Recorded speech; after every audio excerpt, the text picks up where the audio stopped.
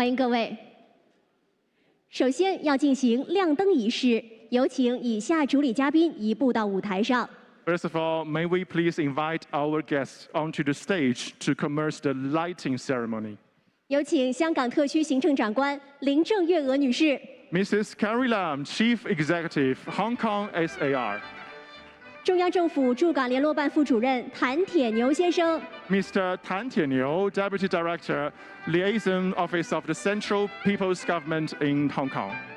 外交部驻港公署特派员刘光源先生。 Mr. Liu Guangyuan, Commissioner, Office of the Commissioner of the Ministry of Foreign Affairs of People's Republic of China in Hong Kong. 中国人民解放军驻香港部队政委蔡永忠先生。 Mr. Cai Yongzhong, Political Commissar, the People's Liberation Army, Hong Kong Garrison. 紫金文化集团董事长毛超峰先生。 Mr. Mao Chaofeng, Chairman, Bauhinia Culture Group Company Limited. 香港中资银行业协会会长孙玉先生。 Mr. Sun Yu, Chairman, Chinese Banking Association of Hong Kong. 招商局集团董事王崔军先生。 Mr. Wang Cuijun, Director, China Merchants Group Limited. 中国光大集团有限公司班子成员陈林龙先生。 Mr. Chen Linlong, Member of the Executive Committee of China Everbright Holdings Company Limited. 好，麻烦各位主礼嘉宾先看向前方，我们合影留念。 It's time to take a very nice photo. 好，谢谢各位。谢谢。那么下面就进入我们的亮灯仪式，有请主礼嘉宾一同为百年大党国际学术研讨会亮灯。请主礼嘉宾将右手放在横杆的上面。等一下，我们将用口号3、2、1一起倒数来推动你们面前的这个推杆。准备好了吗？我们一起来吧。3、2、1，推！ 谢谢各位，让我们再次望向前方的摄影师合影，留下这难忘的瞬间。 This is a perfect photo opportunity for our photographers. Thank you very much. 好，谢谢各位主礼嘉宾，请移步就座，谢谢。 Thank you. Please be seated.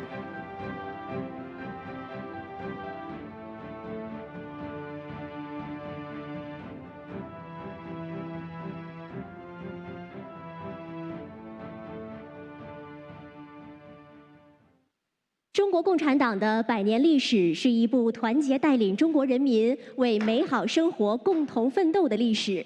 下面我们将会播放一部由新华社和紫荆杂志社共同拍摄的短片。这部短片将会简要地讲述中国共产党的100年峥嵘岁月，同时也会展现世界各国政党高层如何评价中国共产党的历史成就。 This year is the 100th anniversary of the Communist Party of China. A history of 100 years has witnessed the Communist Party of China uniting the Chinese people and leading them to strive for a better life. And now we will play a short video co-produced by Xinhua News Agency and the Bauhinia magazine.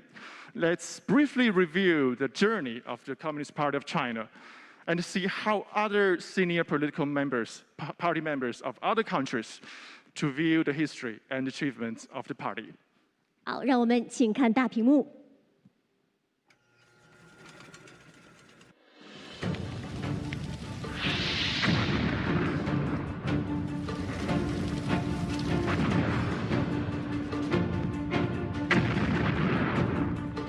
2021 marks the centenary of the founding of the Communist Party of China, or CPC. From 1921 to 2021, the party has seen its members increase from just over 50 to over 90 million, making it the biggest political party in the world. The 100-year history of the CPC is a history about the party uniting and leading people's striving for a better life. عمر الحزب الشيوعي الصيني قرن كامل. في هذا القرن تعرض الحزب لمشاكل وهجمات وأوضاع غاية في القسوة والعنف، ومع هذا تجاوزها واستطاع أن يرتبط بشعبه وأن يحقق ما لم يحققه حزب آخر في التاريخ. Because they have created a system that tells them what the majority of the people want. And therefore CPC represents the sum total for the aspiration of the Chinese people.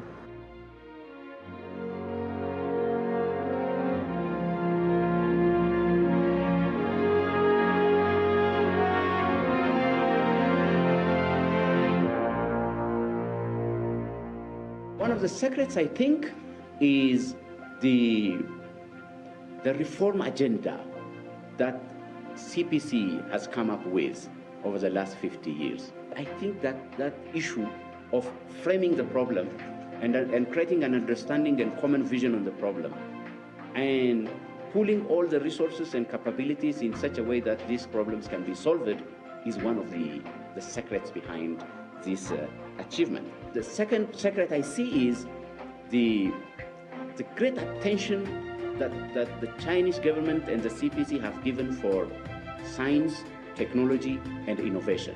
The third secret I see is Chinese determination to open itself up to the world.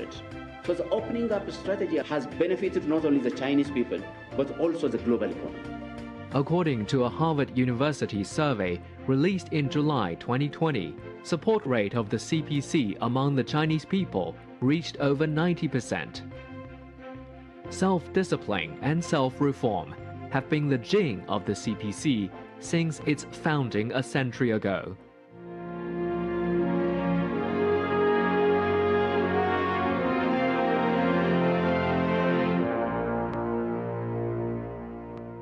The Communist Party of China is a very rare example that the party has kept a very strong and strict code of conduct and does not let any incompetent to rise up and lead from the front. Seeing all these things, the people of China believe in the leadership of the CPC, and the belief of the people then encourages the party to do more. You have to give credit to the Communist Party of China for having managed to steer the country in a disciplined manner, in a focused manner, that has enabled them to achieve what one can genuinely call the Chinese miracle. When the COVID-19 epidemic was intertwined with profound changes unseen in a century, the Communist Party of China has always put the people first in the fight against the epidemic and poverty.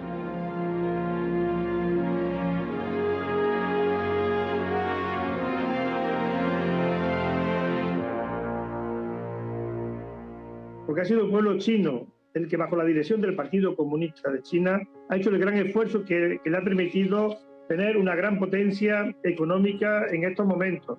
El Partido Comunista de China se ha mostrado dinámico en estos 100 años porque siempre ha estado ligado al pueblo. Siempre ha sido el partido del pueblo.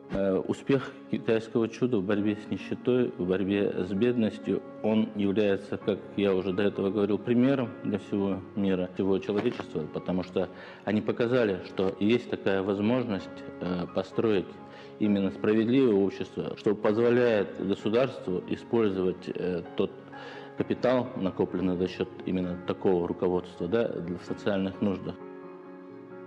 Under the CPC leadership over the course of several decades, the once impoverished country has emerged as the world's second largest economy and built a well-off society with the world's largest middle-income population. That stands out in the whole history of the CPC. It's a party that was emerged from the people, was created by the people, and has always sought to stay close to the people. 赢得人民信任，得到人民支持，党就能克服任何困难，就能够无往而不胜。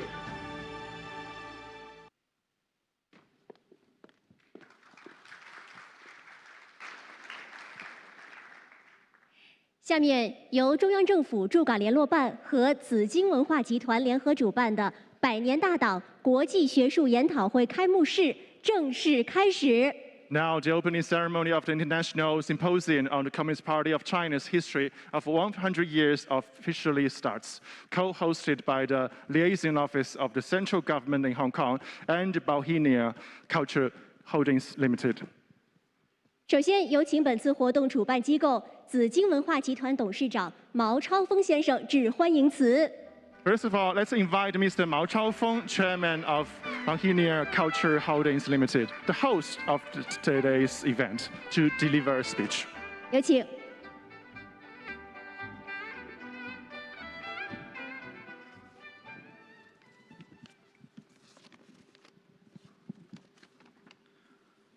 尊敬的林郑月娥行政 Dear Chief Executive Carrie Lam, Deputy Director Tan Tieniu, Commissioner and Political Commissar Cai Yongzhong, distinguished guests and friends, good morning.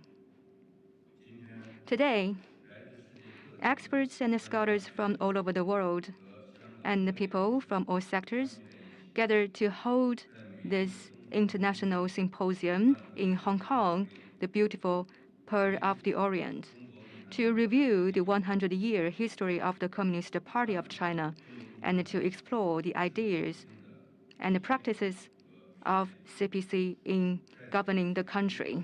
On behalf of the organizer, I would like to extend a warm welcome and a sincere thanks to the experts, scholars, guests, and friends attending the meeting. 100 years ago, the founding of the Communist Party of China, an epoch-making event, profoundly changed the direction and the process of the development of the Chinese nation in modern times, changed the future and the destiny of the Chinese people, and it changed the trend and the pattern of world development. The purpose of this symposium is to explore the successful experience of the Communist Party of China in governing the country with a population of more than 1.4 billion. The Communist Party of China seeks the happiness for the Chinese people and the rejuvenation for the Chinese nation, and is also committed to the human progress of the world. The success of the CPC is of great significance, not only to the Chinese people, but also to the world. The national governance experience of the Communist Party of China provides Chinese wisdom for the governance of developing countries. China's peaceful development path provides Chinese strength for maintaining world peace. And China's promotion of building a community with a shared future for mankind provides a Chinese plan for global governance. As Mr. Martin Jagges, a well-known British scholar, once pointed out, China has provided new possibilities and opened up a new road for civilized development with win-win cooperation. And this is a great pioneering work that has never been seen before, and it's also a great creation to change the world. The purpose of this symposium is to look forward to the bright future of one country, two systems in Hong Kong under the leadership of the Communist Party of China. The Communist Party of China is the founder, leader, practitioner, and the defender of the principle of one country, two systems. One country, two systems has been explored and practiced in Hong Kong for many years. During this period, whether it is smooth or tortuous, the Communist Party of China has always maintained Hong Kong's prosperity, development, and stability, and is committed to promoting one country, two systems to be stable and far-reaching. As Charles Post, a foreign policy advisor to former British Prime Minister Margaret Thatcher, said, "One country, two systems has solved the difficult problem in an elegant way, and is also a long-term solution. This is not only a pioneering work, but also a blessing to Hong Kong. Looking ahead, we can confidently say that Hong Kong will have a brighter future." Ladies and gentlemen, friends, once our invitation to the conference was sent out, it quickly received a positive response from the international world. and also renowned experts and experts from different countries and regions like United States, Britain, and France, Russia, Germany, Japan, Australia, Malaysia, and Hong Kong, and China were invited to participate in the conference. And the topic involved politics, economy, and other fields. And we will also analyze and interpret the experience of the Communist Party from multiple perspectives. I hope experts and scholars attending today will speak freely, express their opinions, and communicate in this symposium. I believe your unique opinions will enable more and more friends to have the deeper and clearer understanding of the Chinese Communist Party, and let more people know a real three-dimensional and a comprehensive China. Ladies and gentlemen, friends, the Communist Party of China has gone through 100 years of history and is showing great vigor and vitality. The success of CPC's governing practice in China has contributed to the construction of this shared community of the mankind. I believe this open and confident party will lead Chinese people and make new and greater contribution to human progress. Last but not least, I wish this symposium a great success. Thank you very much. Thank you, Mr. Mao Chaofeng. 下面有请香港特区行政长官林郑月娥女士致辞。Now please invite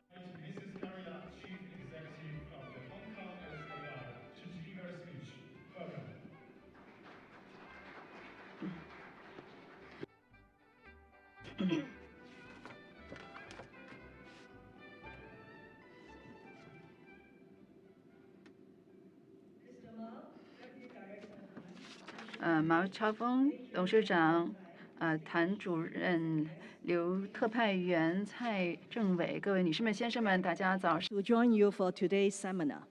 My thanks to Bauhinia Magazine for organizing this event, putting timely spotlight on the Communist Party of China, which will shortly celebrate the 100th anniversary of its founding. I particularly welcome this English-speaking event as the ideology and success of this largest governing party in the world should be told globally, clear and loud. The Communist Party of China took root with its first National Congress in Shanghai in 1921. The 13 delegates in attendance on that historic day represented less than 60 members. Today, the Communist Party of China is the longest ruling party in history and the largest ruling party in the world, counting a membership of over 90 million people. The party's longevity is a clear reflection of its unprecedented success, its boundless ability to reach out and respond to the needs and the ambitions of the people of China. I'm not about to cover the historic and continuing achievements and singular advantages of the party in 10 minutes, or indeed in 10 days. This welcome seminar and the expert speakers gathered around the world today will certainly make a start on that. But let me touch on just a few highlights to capture something of the weight, the worth, the remarkable scope and significance of the party to our nation. Let's first look at the economic performance, for it very much reflects a country's level of development and, more importantly, the living standard of its people. After overcoming an initial difficult period, China has made unparalleled economic progress, especially over the past 40 or so years since its reform and opening up in 1978. Over the past 40 years, China averaged annual GDP growth of over 9% at constant prices. Over the same period, the world economy grew less than 3%.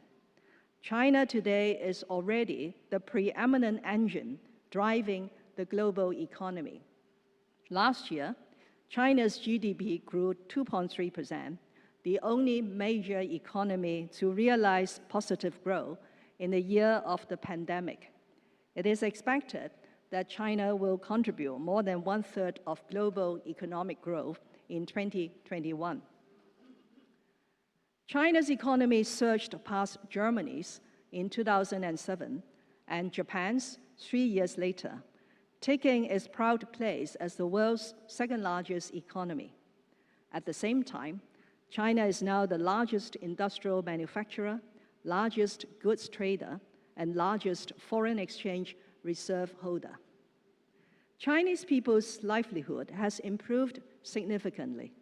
Its gross domestic product per capita rose from merely about $200 in 1978 to over $10,000 today.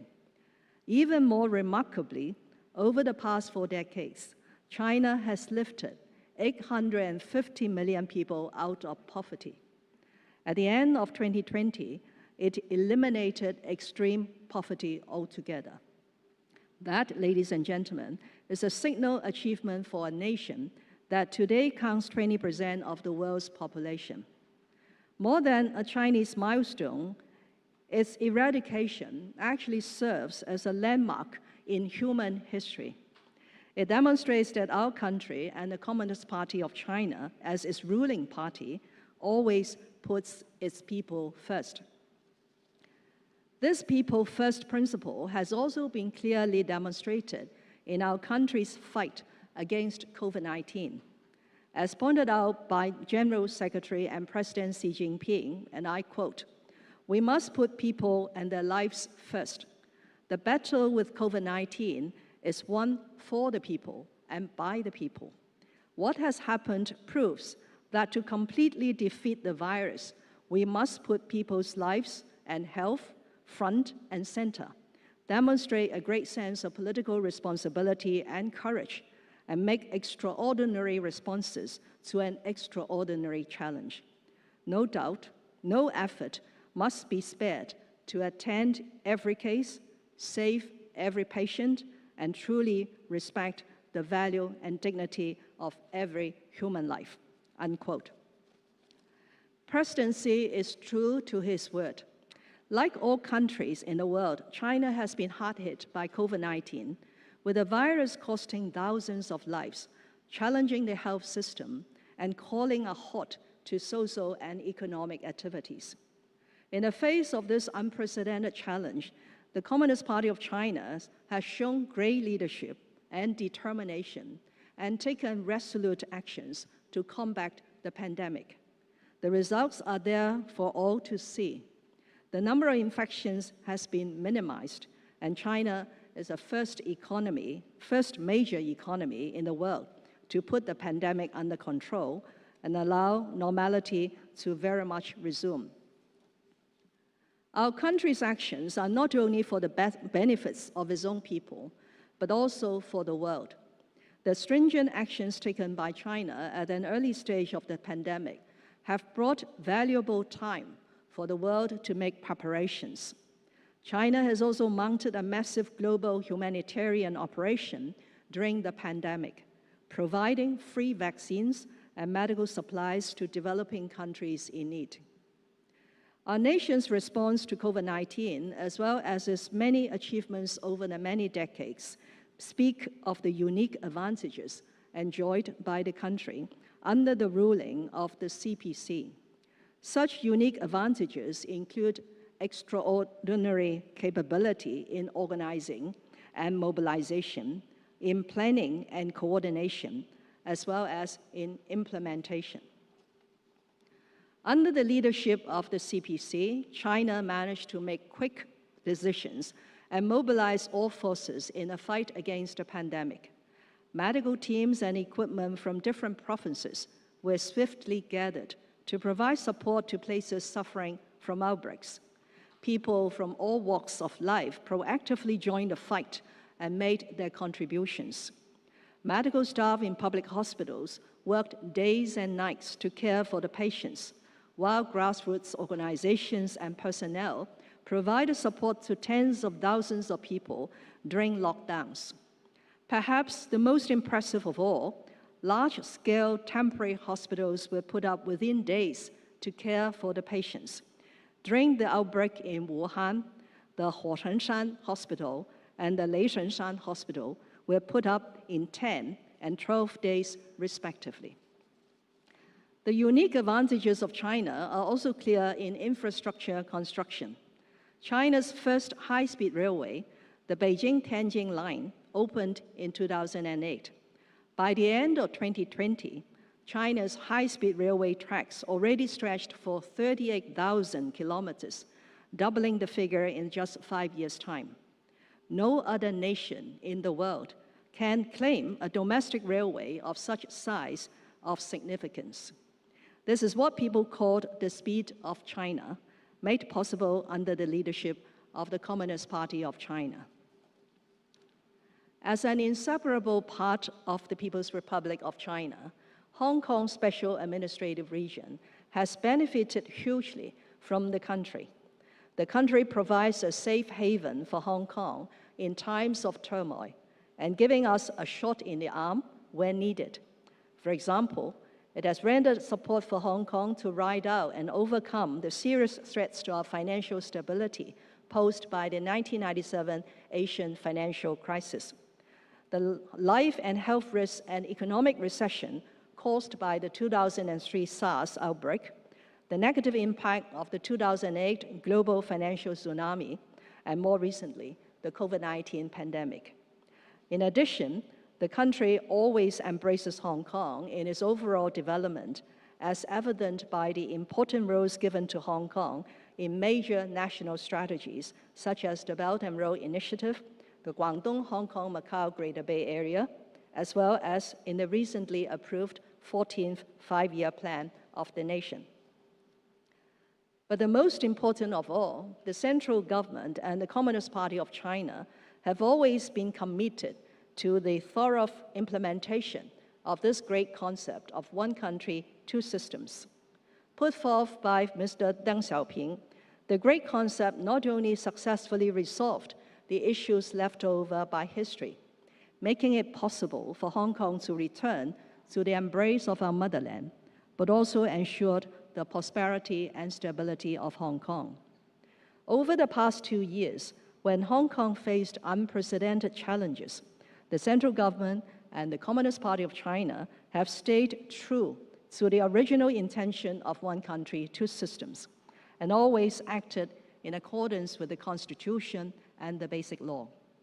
The implementation of the national security law since June 30th last year has effectively restored stability in the Hong Kong society, while the recent improvements to the electoral system of the Hong Kong Special Administrative Region will ensure patriots administering Hong Kong.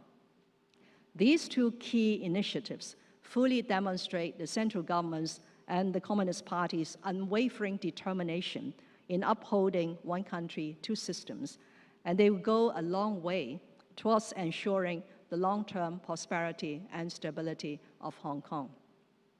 Ladies and gentlemen, history has told us that the Communist Party of China has been able to lead the country to overcome difficulties and challenges, bring prosperity to the country, and improve people's livelihood. As our country continues to make strides towards the Chinese dream of national rejuvenation, there will be more challenges in the future, but they too will be overwhelmingly met, managed, and surmounted by the Communist Party of China and the people of China. Now that Hong Kong has been put back on its right track under the party's declared institutional strength of one country, two systems, we should make our contribution to the Chinese dream by embracing patriotism, national pride, team spirit, and hard work, and putting people's interest first. I wish this seminar every success. Thank you very much.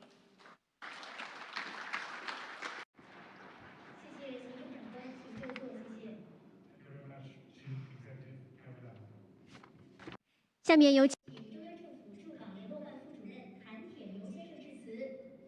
let's invite Mr. Tan Qianliu, Deputy Director of the Liaison Office of the Central Government in Hong Kong, to deliver a speech. Welcome.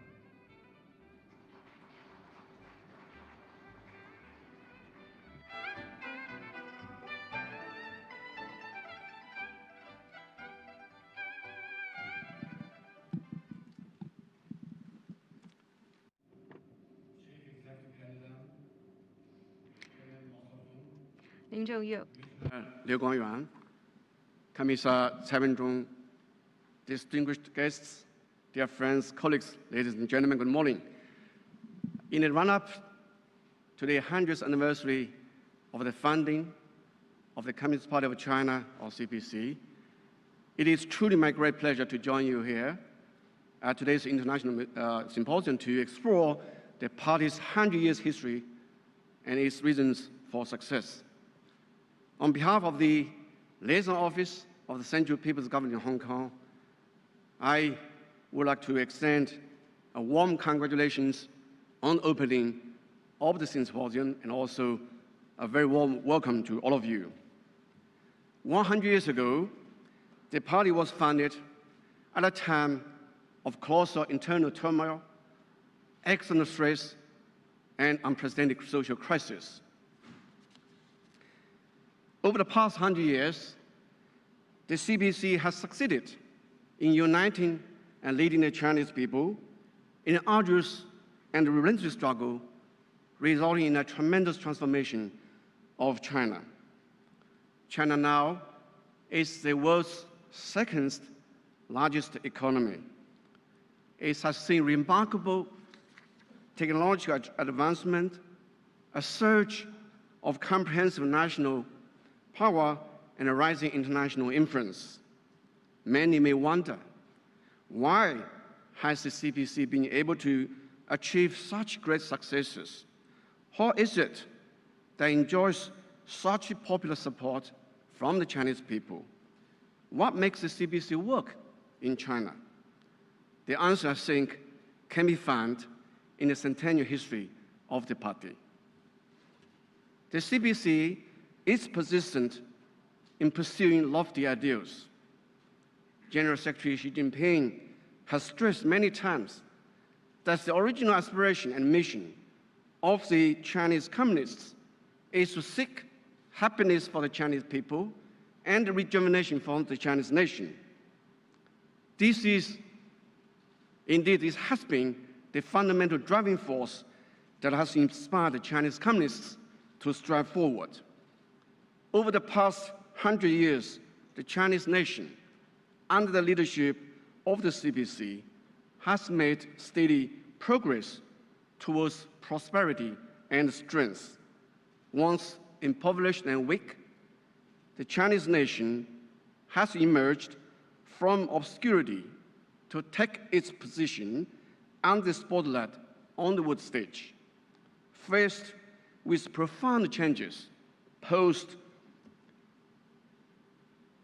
by unilateralism, protectionism, and hegemonism, the CPC has put forward the vision of building a community of shared future for mankind, promoted international cooperation via the Belt and Road Initiative, and endeavored to foster a new type of international relations based on mutual respect, fairness, justice, and win-win cooperation. To contain the raging COVID-19 pandemic, China has taken the lead in pledging to make vaccines a global public good and has provided assistance to more than 80 countries and international organizations.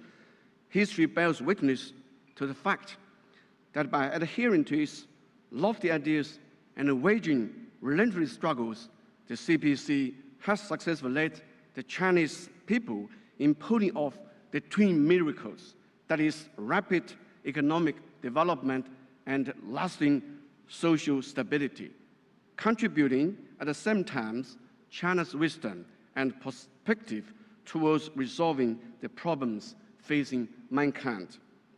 The CPC is persistent in seeking truth from facts. General Secretary Xi Jinping observed that all our past achievements were based on seeking truth from facts. The centennial history of the CPC is one of leading the people to understand, transform, build, and develop China in a down-to-earth manner.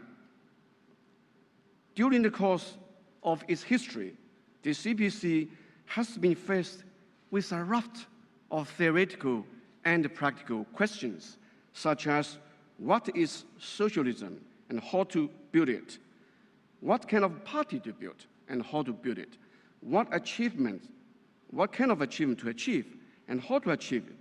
To find answers to all these important questions, the CPC has always adapted the basic principles of Marxism to fit China's reality, rejected ideological and theoretical stasis, and kept moving ahead in sync with times. According to popular wisdom, only the wearer can tell where and whether the shoe pinches. Similarly, the CPC is committed to a development path that suits China's national conditions, refusing to be confined to the beaten tracks or simply to copy from others. History and practice have proved that a development path works best only when it accords with the grounded reality. The CPC is persistent in its people-oriented philosophy. General Secretary Xi Jinping has stressed that the people's aspiration for a better life is our striving goal.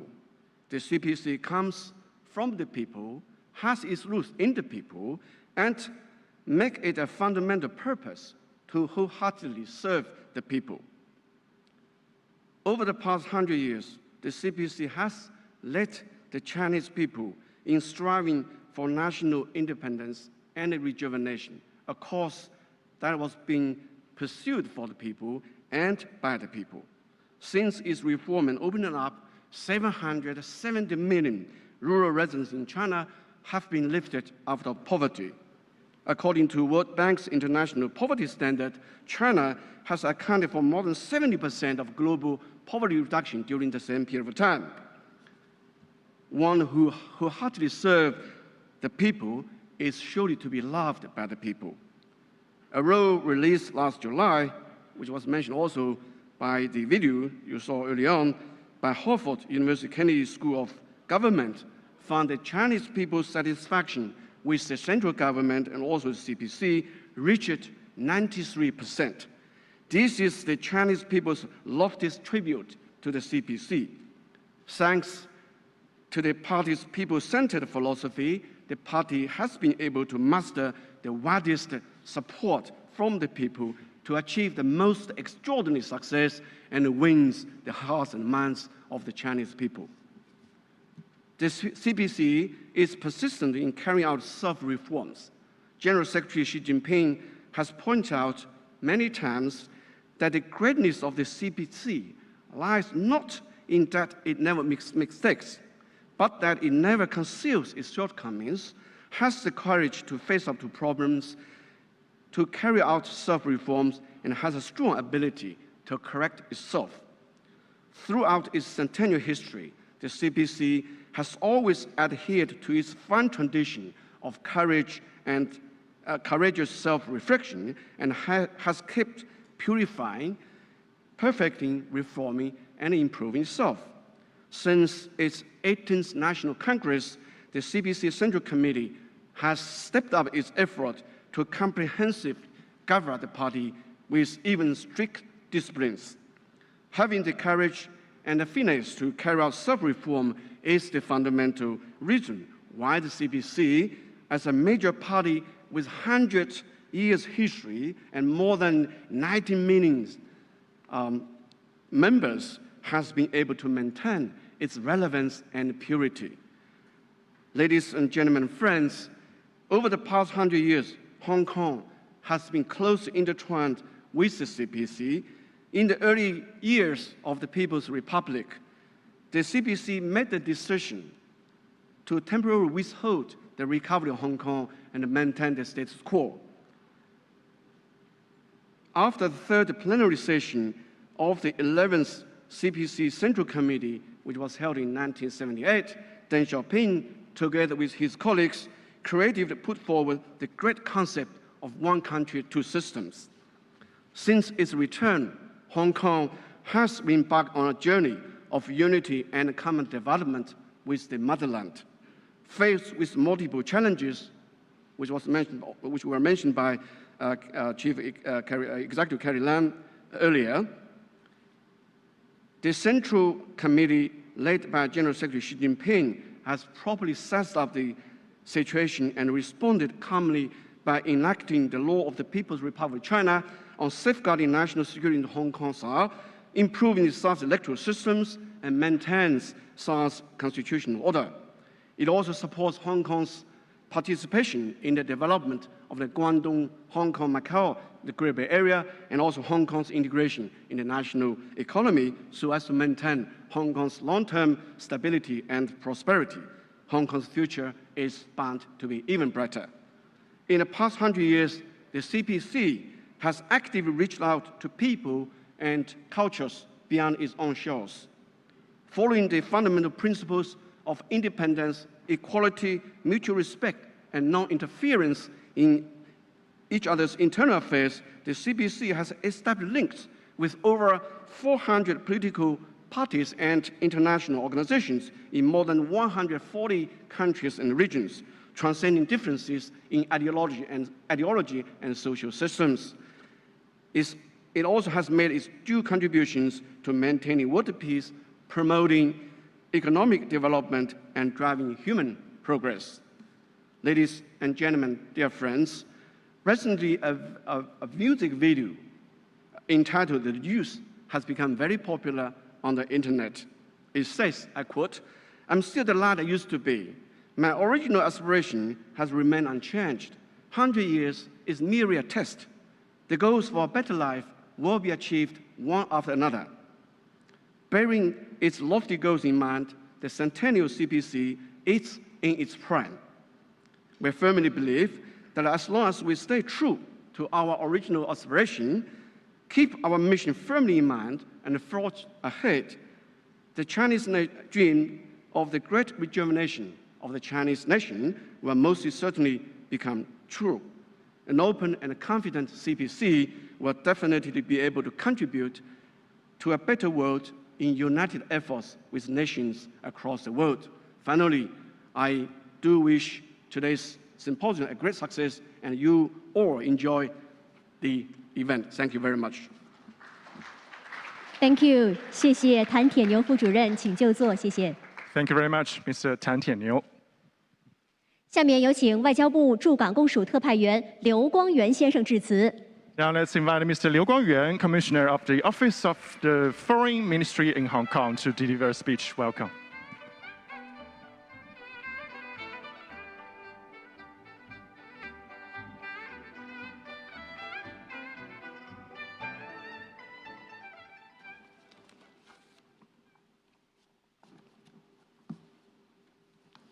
The Honorable Chief Executive Carrie Lam, Deputy Director Tan Tianniu, Chairman Mao Chaofeng, Major General Cai Yongzhong, distinguished guests, dear friends, ladies and gentlemen, good morning.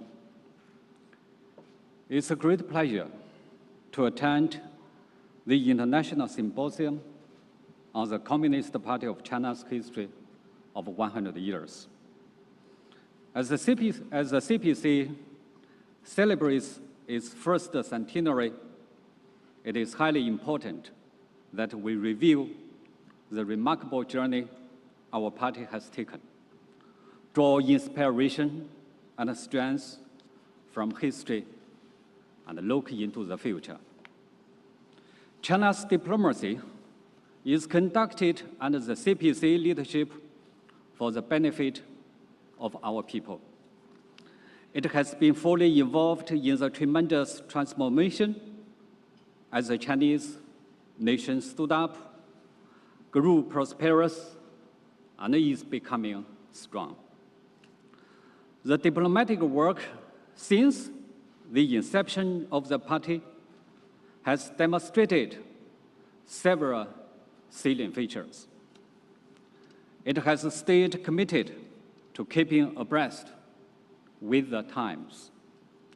The CPC led the Chinese people to achieve the national independence and liberation amid the flames of war, started a brand new chapter in China's history, and contributed significantly to the victory of the World Anti-Fascist War.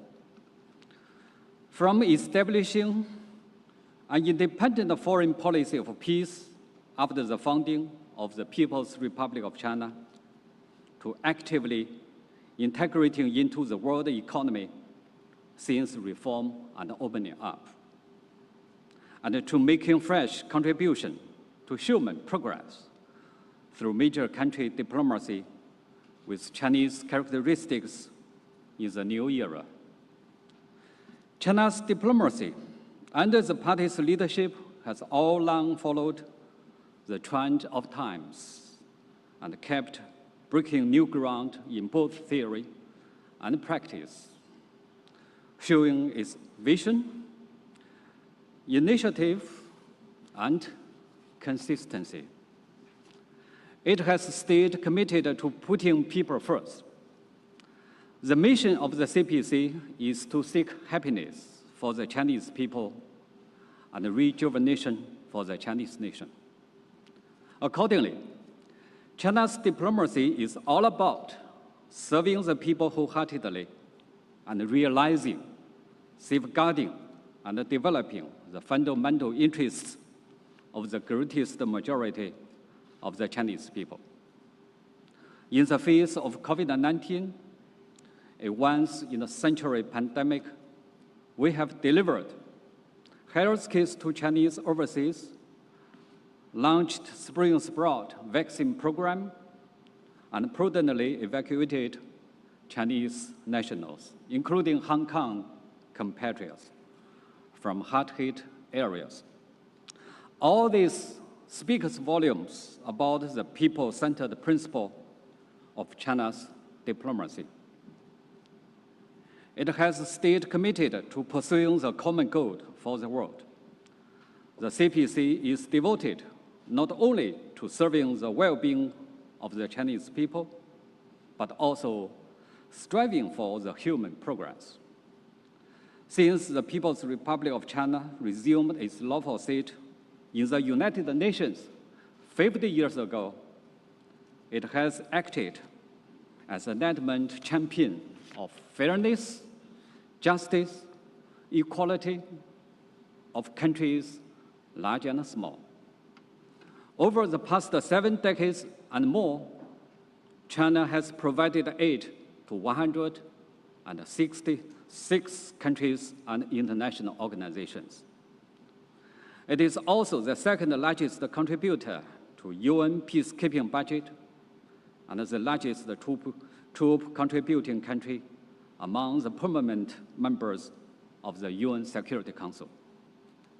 The past century fully proves that the party's leadership is the biggest political advantage of China's diplomacy and a fundamental safeguard for the continued victory in China's diplomatic endeavors.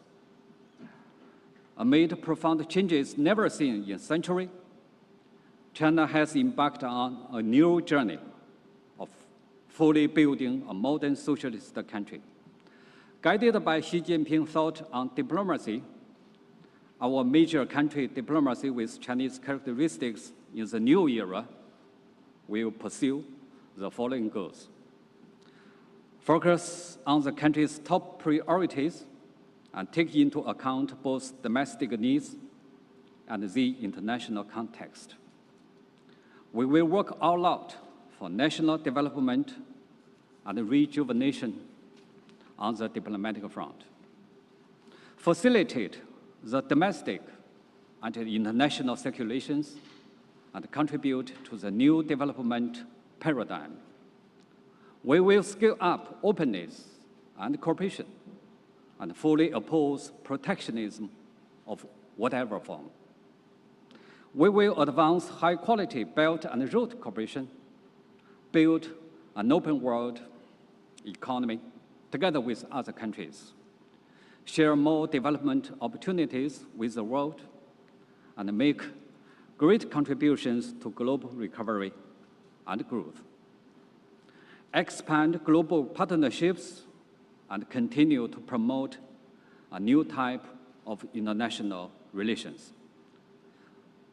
We will remain committed to pursuing peace, development, and win-win cooperation, foster all-round and balanced relations with major countries, deepen friendship with neighboring countries, enhance solidarity and cooperation with developing countries,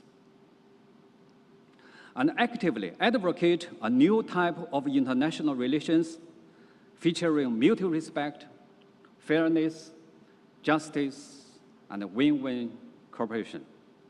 We will further increase friendly exchanges with people around the globe and boost mutual understanding between China and the rest of the world.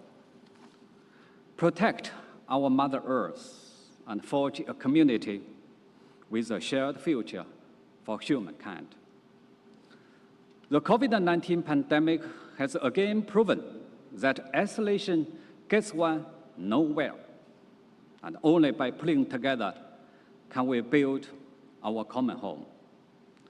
We will strengthen the international cooperation against COVID-19, work for a global community of health for all, and build an open, inclusive, clean, and beautiful world of lasting peace, universal security, and shared prosperity. We embrace true multilateralism, fully uphold the UN-centered international system, and we will continue to advance the reform of the global governance. Dear friends, the world today is not tranquil. Some anti-China forces have tried to attack and smear China, and have even imposed unilateral sanctions and long-term jurisdiction, and flagrantly meddled with China's internal affairs in breach of international law and basic norms governing the international relations. We have every right to take countermeasures against such hegemonic acts. The law of the People's Republic of China on countering foreign sanctions, adopted by the Standing Committee of the National People's Congress 6 days ago, is exactly out of the pressing need to fight back against hegemonism and power politics, and safeguard national sovereignty, security, and development interests, and to coordinate domestic and foreign-related rule of law. Here is our solemn message to the small handful of anti-China forces. The dignity, the legitimate rights of the Chinese people are not to be undermined. The historical trend towards the great rejuvenation of the Chinese nation and the CPC leadership is not to be stopped. Any attempt, open or underhand, to interfere in China's internal affairs or curb China's development is doomed to fail. Distinguished guests, ladies and gentlemen, dear friends, with the implementation of the National Security Law for Hong Kong SAR and the improvement of the Hong Kong SAR's electoral system, Hong Kong has gone through a major transformation from chaos to stability, and one country, two systems has entered another stage of enduring success. At the new historical juncture, the Commissioner's Office will draw wisdom and strength from CPC history of the past century, carry forward our party's spirit and tradition, and stay true to our founding mission as we forge ahead. We will more vigorously oppose external interference, serve Hong Kong SAR's development and put people at the center, and join hands with Hong Kong community to take diplomatic work relating to Hong Kong to new heights. I wish this symposium a great success. Thank you.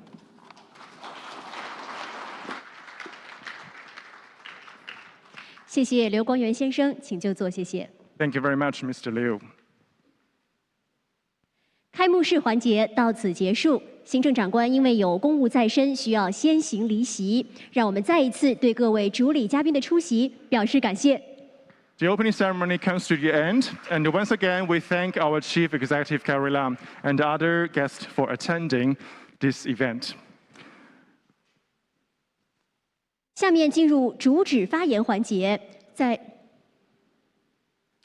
主旨发言环节当中，来自美国、英国、马来西亚等国家的学者将会和大家一起分享他们眼中的中国共产党。Okay, now let's move to keynote session. In this session, we'll have experts and scholars from the US, the UK, Malaysia, and other countries, as well as Hong Kong, and they will share with us their perception on the Communist Party of China. 首先有请马来西亚大马新闻资讯学院院长、香港中文大学政治及行政学系前系主任郑赤岩先生发言。First, may we please invite Mr. Chang Chi-yan, Principal Taiwan Journalism and Information Academy Malaysia, and the former head Department of Government and Public Administration, the Chinese University of Hong Kong, to deliver a speech. Mr. Chang, please.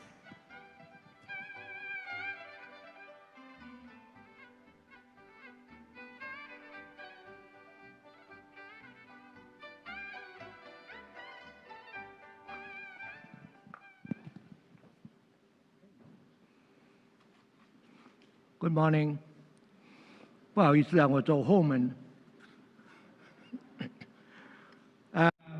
Sorry, I just walked through the back door.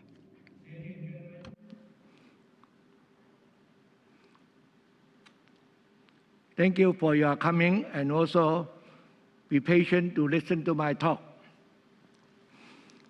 My topic is the Communist Party of China and One Nation, Two Systems of Hong Kong.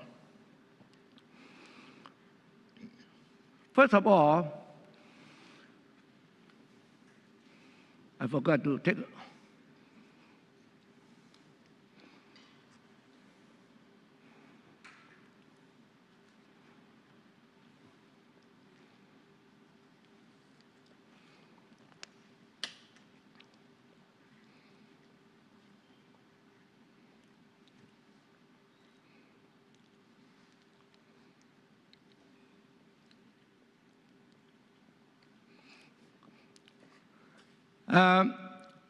First of all, I want to point out one nation and two systems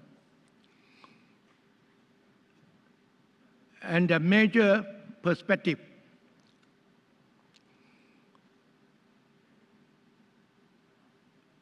Because, you know, the Communist Party of China have decided to give Hong Kong one nation, two systems.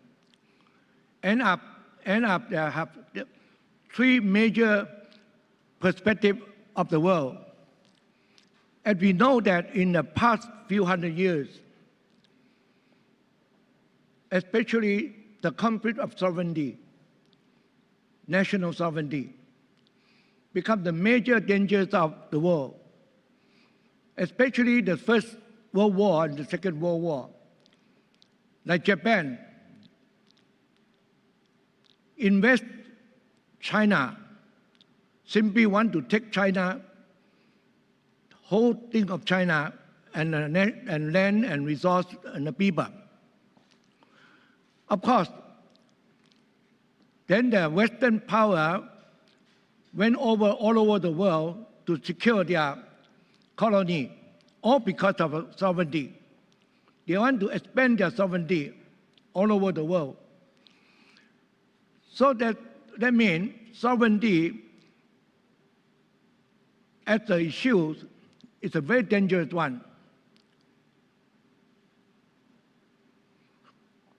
Okay, but now the Communist Party of China knew that very well.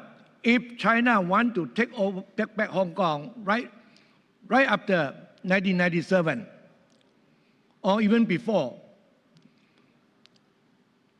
then the people who live in Hong Kong will be facing a terrible situation to adjust. Especially, you know, I have gone through the end of the colony of Malaysia and end of the colony of Singapore. You know, in Malaysia, I grew up in a confined, so-called strategic hamlet. 24 hours, within 12 hours, more than 12 hours curfew. And the war against the Communist Party of Malaya and the British. Not only that, the change of the sovereignty back to the local Malaysia become a major danger for all the people, especially the money. Overnight, the money can be useless. So in Singapore also have many problems. In Hong Kong, I was the first one who published a book, The Return of Sovereignty and the Future of Hong Kong. The book was published in 1982. I predict that in Hong Kong, the sovereignty back to China can happen a clash between US, UK and China. But end up Deng Xiaoping very openly told Thatcher, who met her in Beijing the first time, he said we can talk about the returning of the sovereignty peacefully through the diplomatic talk. And if you don't agree to go through the negotiation in the diplomatic talk, then there's no other way out. There will be another war after the Opium War. Of course, he said if you agree to talk about the returning of Hong Kong sovereignty, from now on, we can talk about it. So end up 15 years of bargaining. And China, of course, already put out the platform on the table. He said, after returning of Hong Kong, the UK have nothing to say about it. None of your business. I will promise whatever I can. Then end up one nation, two systems. So the sovereignty returning back to China without fighting a bullet. That is amazing. Throughout all over the world, no any colony happened as such. The sovereignty, most important thing, China have allowed Hong Kong to remain a British system. That means what? You know the definition of sovereignty is a nation who have enjoyed the absolute power to enact law to govern their people and the land, and also to establish the government. The law which passed in the country have the absolute status. No any other nation law can overrule the national sovereignty of the country. So under this definition, Hong Kong is given the British system and the legal system whole thing remained the same. Only China say that there are two things that enacted in a mini constitution, article number 19, said only diplomacy and also military, national security will be the national affair. That it absolute. Hong Kong have no any status to overrule the country. Okay, so I want to make it clear here. Hong Kong is given the status enjoying over 90% of the sovereignty of herself. China system and the China law have never applied it to Hong Kong. So that is very unusual. This is the first point. And the second point about the ideological conflict. Ideological conflict is also the major problem, especially after the Second World War. You know the Cold War have fought between Russia and USA mainly. The so-called Cold War, actually, they have over 460, we call it proxy war. Proxy war. The proxy war means what? Some country have fought for the American interest. So that means that Western capitalism ideology. But the other one is fought for the communism between Russia and USA. Estimated, the proxy war is terrible, it's very fearful. You know, one of the example of proxy war, Vietnam War. Vietnam War has been fought for more than 15 years. You know, the total tonnage of the gunpowder is exceeded the First World War and the Second World War add together. You know? So you mean the war, the bomb and shooting exceeded First World War and Second World War joined together. So you can see Vietnam War is a very unusual in the world history. But of course, China know that. You know, no any people of any country would like to see this kind of the ideological war. China never wanted. From the very beginning, China is offended by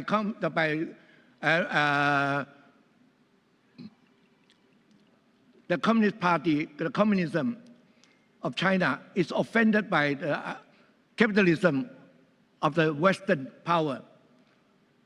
China always wants to remain a peaceful relationship with them, but they can hardly accept and hardly listen.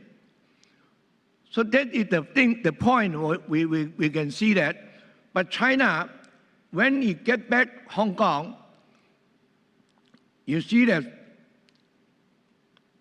when very important, Deng Xiaoping have been approached a question that, how about the Communist Party will come to rule Hong Kong? No. Totally no Communist Party of Hong Kong, no Communist Party in Hong Kong. So you can see, even Communist Party under the central leadership have totally allowed Hong Kong to be their own, ideologically speaking, capitalism. So this is another point, another very major world issue that never happened to any Western powers in the history. So China have making Hong Kong a good example to demonstrate that ideological conflict can be avoided. Ideological value can accommodate each other. Not necessarily, not definitely a war between them. So the second point, the third perspective I want to emphasize about Hong Kong, one nation, two systems. You know, there are many, we call it metropolitan of the world. The most famous one, I will say that, I will point out London, metropolitan, New York. But I've stayed in New York before when I studied there. I also have gone to London. You know, when you go to New York, you go to the immigration officer, they will ask you a lot of questions, even ask you how much money you carry. When you show them the American dollar at one time, how can you have American dollars? Well, I don't know how to answer the question. I said, sir, how can I have the American dollar? American dollar is all over the world. You know, that kind of a question is given by the immigration officer. So you can see that the attitude of the metropolitan have treated the foreign visitor very fearfully, not comfortably. So I will say, Hong Kong, I stay in Hong Kong more than 45 years, my dear. That's the only place I live in after I was born, to live in a country, longest one. Even Malaysia, I lived total only 22 years. Singapore, 8 years. But in Hong Kong, I lived 45 years. But you know, Hong Kong, after returning back after 1997, Hong Kong became the true world metropolitan. Hong Kong belongs to the world. You know, you read the Constitution, mini Constitution, Article 24. You know, the definition of Hong Kong PR, including everybody who stay in Hong Kong legally, work after 7 years, who gain the permanent resident, all the permanent residents become the Hong Kong resident. Okay, now, Hong Kong residents enjoy even political right. You know the political right mean what? Election. You can be elected, you can be elected. So okay, you can see there is none of the metropolitan so-called open society, free society, democratic society, American New York, and British London, never open to the world. But Hong Kong open totally. You know that 1997, before 1997, Hong Kong was a colony. The British never have given the political right to Hong Kong people until the last minute, you know, so-called democratized Hong Kong. But China, after China took back Hong Kong, you know, slowly, steadily opened up. Of course, recently, because of the riot, so a little bit try to reform. But still, as an international and open, democratic, very free metropolitan, Hong Kong have never changed. Have never changed. So I can see, because of these 3 points, I want to emphasize the Communist Party of China divided in one nation, two systems. It's a very, very major history of the world, and especially positive force of the world. So we should you know, China said that you want to talk about the story of the Communist Party of China. Hong Kong is a good story to tell about how the Communist Party of China will become very open-ended. We call it win-win, not zero-sum game. Win-win. Okay, your interest is also my interest. Not because your interest is my interest is my interest. No, win-win situation. Under this circumstance, Hong Kong can demonstrate that. After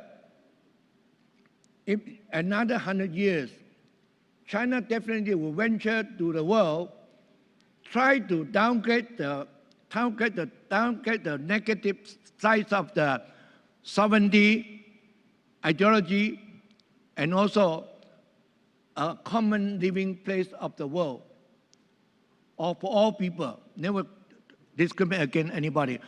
Okay, I'm sorry, I used up too much time now. Thank you.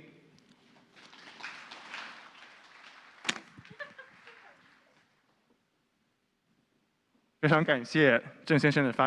you very much, Mr. Zheng.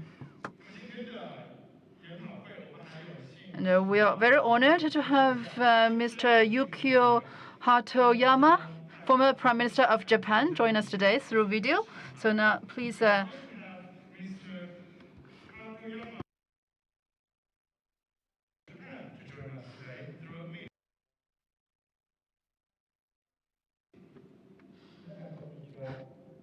Good morning. I'm Yukio Hatoyama. First of all, I would like to extend my congratulations on the centennial anniversary of CPC. And to President Xi Jinping, I would like to congratulate you all from the bottom of my heart. Since the establishment of CPC, there were three major things. The first one is the Long March. The second one is the founding of New China. And the third one is the reform and opening up. So looking back the past 100 years, despite the invasion from Japan, China is faced with a lot of difficulties. But CPC has stood up with the Chinese people, overcome all these difficulties and hardships, and under the leadership of the CPC, social and economic development and progress is realized. And last December, President Xi declared that China has realized the poverty alleviation goal. And since Xi Jinping resumed office since 2012, it only took 8 years for the Chinese national, totaling 100 million, to get rid of absolute poverty. I would like to commend this historical milestone achieved by the CPC. And I think that the secret to this success can be summed up with one word, that is Chinese CPC stood with the Chinese people all along, and since reform and opening up, China's long-term economic development has been marvelous. And 100 years after the First World War, no other country can surpass the economic scale of the United States. But I'm sure China can realize that in the near future. And this will also be another major achievements of CPC. And the COVID-19 pandemic has swept over the world since 2019. And now vaccination has begun, but still there are many mutated viruses, and we are far from combating this pandemic. Under these circumstances, China has implemented very thorough anti-epidemic measures, and we can see that China has resumed normal, and the economic growth has registered positive growth, and the economy of Chinese GDP realized a 2.3% positive growth. That is under the pandemic.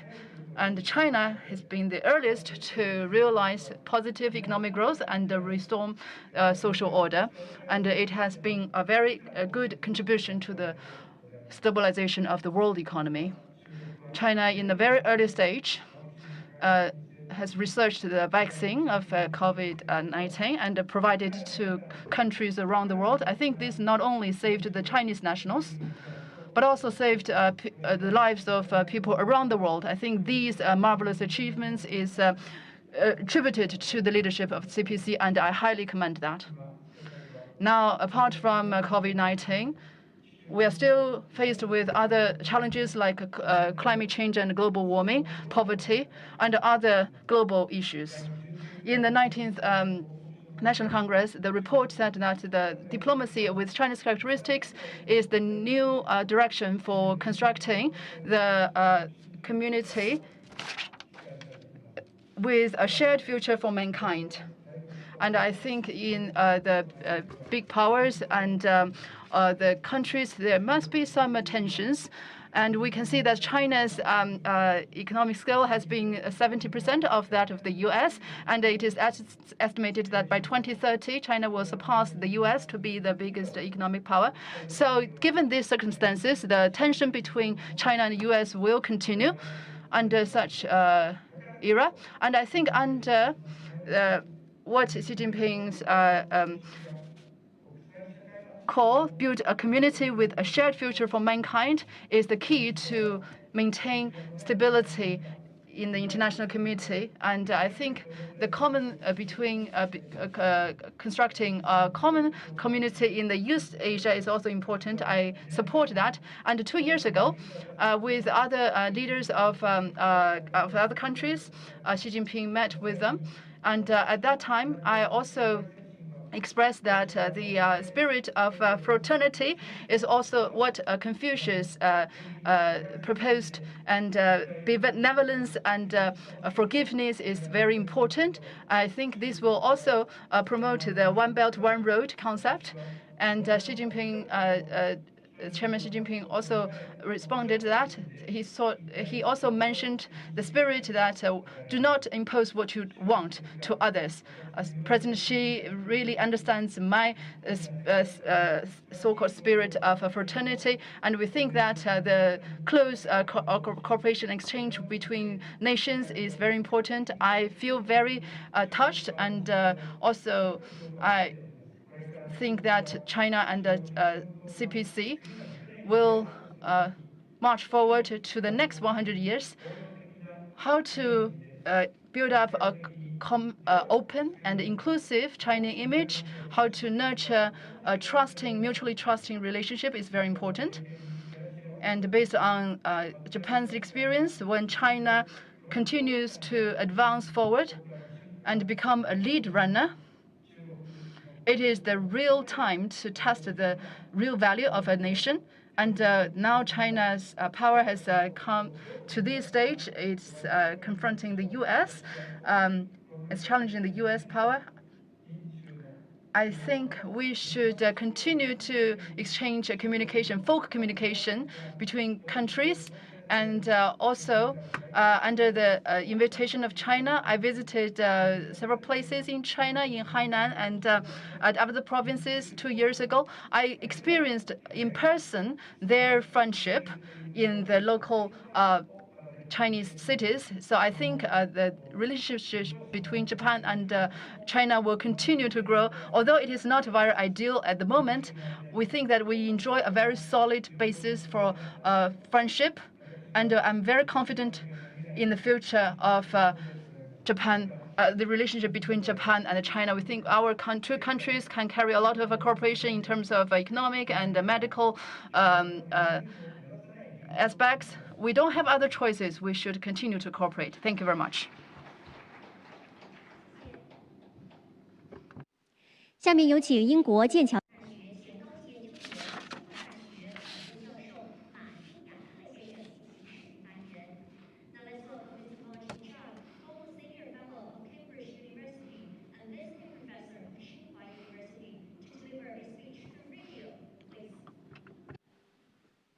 I'd like to thank the organisers of the conference for giving me this opportunity to speak to you. It's a privilege and I look forward to it. And I'd like to send my greetings to all the attendees and wish you a successful conference. The West does not understand China. It doesn't understand China because the West's self-belief is that every country should be like the West. The same norms, the same values, the same kind of institutions. But it's quite impossible for China to be like the West. Why? Because China comes from very different history and a very different culture. And it is these two things that shape China today and, of course, over a long period of time. Now, let me give you a classic example of the West's problem in this context. You will remember that between 1972 and 2016, there was a relatively cooperative and benign period in the relationship between China and the United States. And for the Americans, this was based on two basic assumptions. The first was that over time, as China modernized, it would westernize, and thereby it will become increasingly like a Western-style country, maybe economically, but certainly politically. It didn't happen. The reason why Trump pulled out of the China agreement, as it were, was because of this extraordinary miscalculation on the part of the United States, which was a product of Western hubris and Western arrogance. Because what happened was, by Jove, China certainly modernized successfully, reaching a level which challenged the position of the United States in the world economically. And at the same time, it certainly didn't become like a Western-style democracy. China's political system remained as distinctive as it had been at the beginning and as distinctive as it has been historically over a very long period of time. And here we have the crunch. China will remain highly distinctive from the West in all sorts of different ways, because China is rooted in Chinese civilization. It is a civilization state as well as a nation state, but primarily a civilization state. It is shaped today, as well as historically, by Confucian values. The relationship between the state and society is very different from that which prevails in the West. And of course, meritocracy is a fundamental aspect of Chinese governance. Now, nowhere is this chasm, if you like, between China and the West more evident than in their respective political systems. Let me talk about the West's attitude for the moment. The West thinks that, well, the West's main calling card, put it like this, main calling card since 1945 has been democracy, by which it means universal suffrage, multi-party system, rule of law. And in its view, any political system that does not have these characteristics lacks a fundamental legitimacy. In other words, that in its view, China's political system lacked popular legitimacy. The West believes that this is the summit of achievement when it comes to governance. It cannot be improved upon. It is, if you like, here to stay forever. Now, a bit of history here will help us to get this into context, because we need to get it into context. We're talking about since 1945. Between 1918 and 1939, most of what we know as the West was not democratic. Britain, yeah, at that period, conformed to this. The United States, by and large, conformed to this. But by and large, across Europe, for example, most countries were not democratic in this form. Indeed, many were authoritarian regimes. So it's very important to get this into context, you see. Because if we want to understand what's happened since the 1945, we don't want to deal in abstract ideals. We want to understand the circumstances that underpinned the West's ability and commitment to this kind of democracy. This period was marked by Western hegemony, Western leadership of the world, Western economic supremacy in the world, reasonable economic growth, and of course, rising living standards. These all pertained in the West, certainly from 1945 to around about 1980. Then from 1980, things began to weaken, to fall apart a little, if you like. Because, you know, since 1980, half the American population has had either stagnant or falling living standards. And the financial crisis in 2008 accelerated the growing economic problems in the West. Growing dissatisfaction, which had political implications, political consequences. It is impossible to understand the election of Trump in 2016 without understanding the deep dissatisfaction amongst wide sections of the American population in the American system, its failure to deliver, the failure of the democratic system to deliver, not just the economy. Now, we saw this reach extraordinary proportions just before the presidential election, January the 6th. Insurrection, Capitol Hill, Washington, D.C. The citadel of democracy, as it were, in the American way of thinking. And we saw increasingly, well, maybe does Trump actually support American-style democracy? Is he an advocate of it? Well, there wasn't much evidence to suggest this. He was clearly, at best, a profound skeptic. So what we are witnessing in the West is a crisis of democracy, a growing crisis of democracy, certainly in the United States. Biden's in power now. Will Trump get elected next time, or will someone like Trump get elected next time? We are witnessing in the West a crisis of governance. Now, the West likes to talk about some kind of crisis of Chinese governance. I'll come to that in a moment. This is obviously, quite frankly, nonsense. In fact, what the task the West has to address is this. They don't understand the Chinese Communist Party. And they need to understand the Chinese Communist Party, because the Chinese Communist Party is undoubtedly the most formidable political party in the world.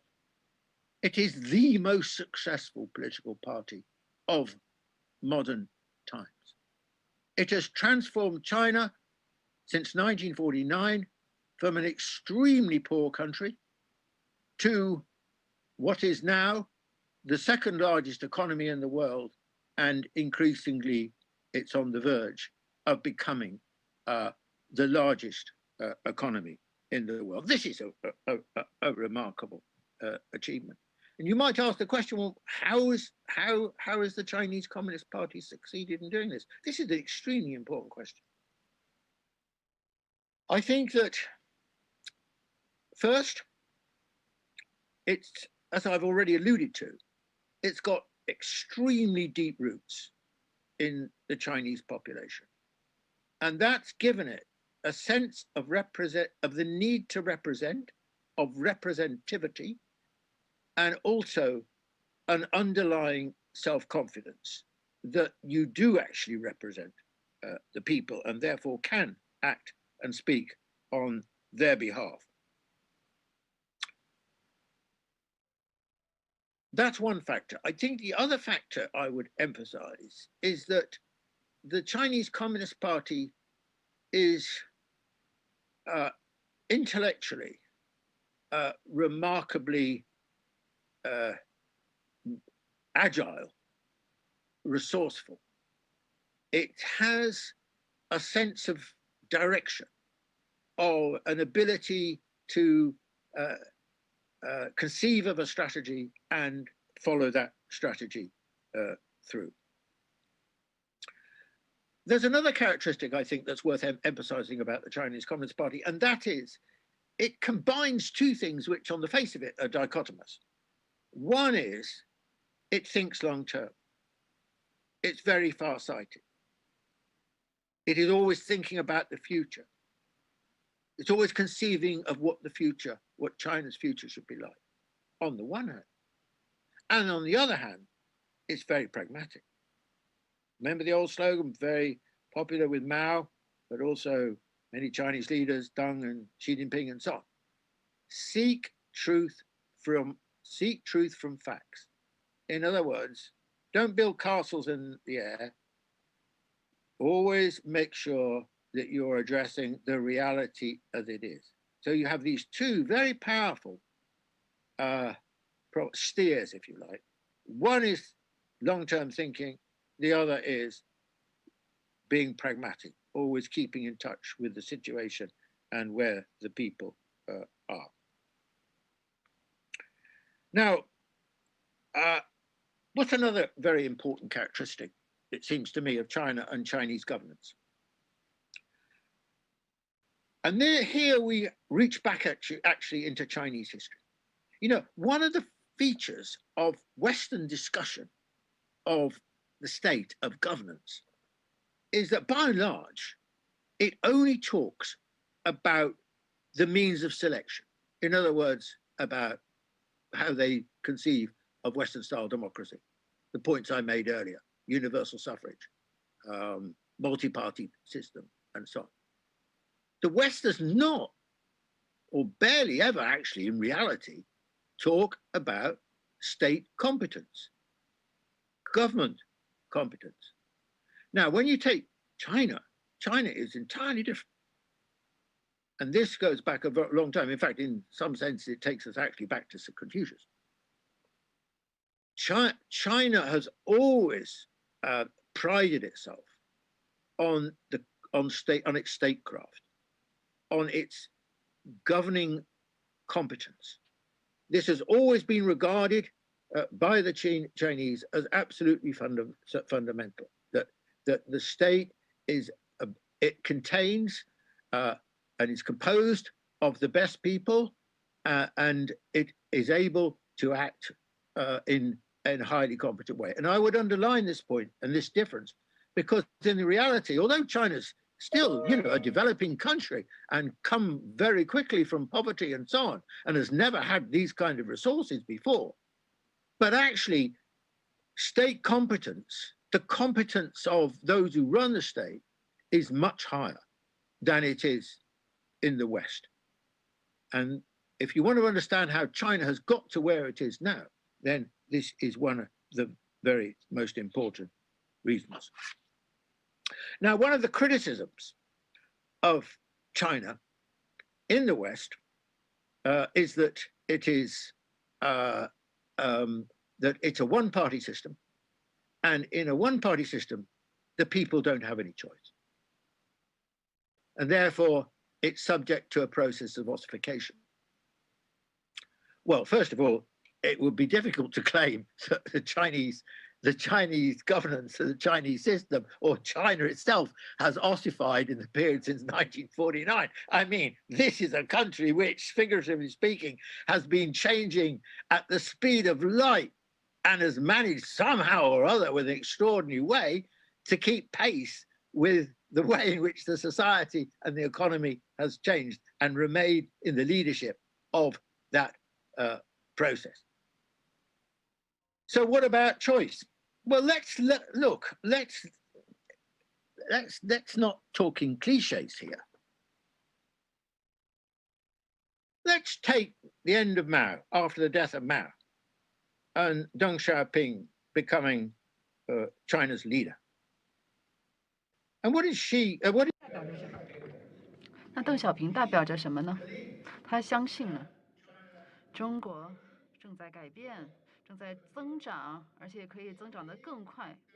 他相信中国可以做得更好。那他做了什么呢？他做了2项根本性的改变，为中国共产党的思考方式做了2项根本性的改变。首先呢，就是他扩大了这个经济战略的概念，让它不但是涵盖了政府或国家和计划，而且还涵盖了市场，这是一个巨大的转变，而且也是一个非常的关键性的转变。因为从那时候开始，中国就从原本大约4%到5%的增长率开始按10%的增长率速度来增长。而第2点呢，就是他相信中国需要加入到世界，融入到世界当中，包括资本主义世界。他非常自信，最终我们都必须要跟资本主义世界来竞争。换句话说，他支持中国融入世界。这2个改变是非常的深刻的，而且它的幅度非常大，超过了主要的西方国家在同时期，也就是1978年至今的任何的改变。这是非常的改变了。它是由谁做出的？是另一个政党吗？不是，是中国共产党做出的。中国共产党是如何做到这样的改变的呢？因为这是一个深深的植根于人民的共产党，非常的自信，因此呢，也能够做出这样的改变。很坦率的说，我们在任何一个西方国家，无论是民主党、共和党、什么保守党或者什么其他政党的西方国家，都从来没有见过。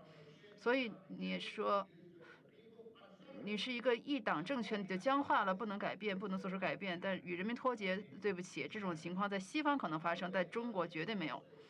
另外，我也顺便提一下，邓小平做的另外一件事情，当然就是他说我们需要一个新的政府、新的国家，我们需要一个有能力来进行经济转型的政府，我们需要一新的思维方式、新的心态，我们需要每一个人都去思考，我们需要朝哪个方向走。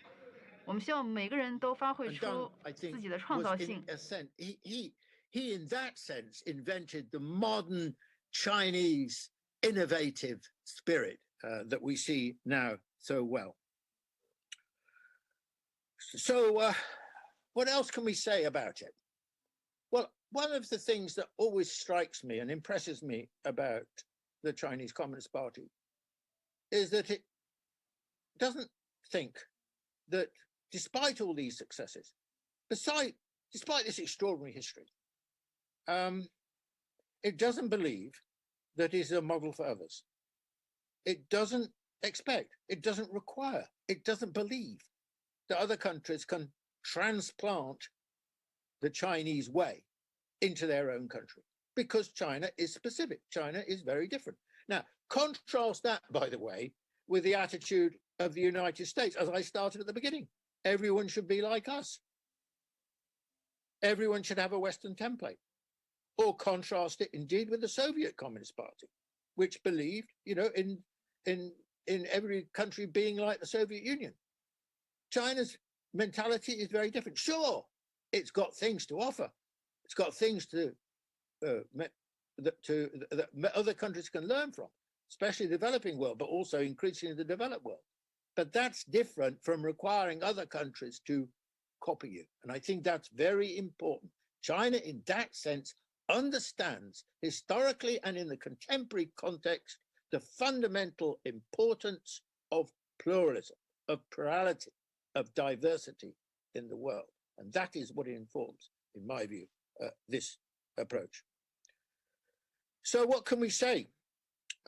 Well, in conclusion, I'd make 2 points. First of all, we're celebrating the 100th anniversary of the Chinese Communist Party. Does it seem old? Does it seem as if it's lost its energy? Does it seem as if it's getting stale? I think not.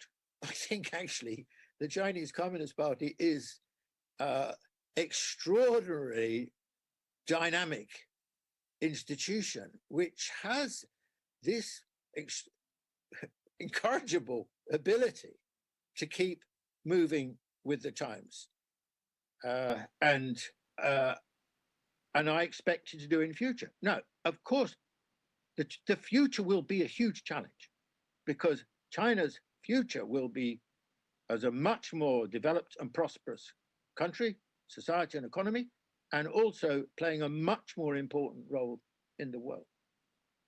Do I think China will be up to the challenge? Well, of course, China will make many mistakes. It's always making many mistakes. Any leadership that doesn't make mistakes is not a leadership, because it's not doing anything. You have to experiment. You have to find out. You have to work out. You have to move on. You have to learn, not just from your successes. You must learn from your mistakes. And this will be the challenge for the Chinese Communist Party, for example, over the next 50 years. In conclusion, I just want to say this. Let's reflect, to finish, on China's history. Over a period of 2,000 years, since the Qin dynasty, 211 BC, China has uniquely had arguably 5 periods when it has been either the most advanced society in the world or one of the most advanced. I'm thinking of part of the Han, the Tang, maybe the Song, part of the Ming, and part of the Qing. And now China stands on the eve of once more becoming the most developed and most important country in the world.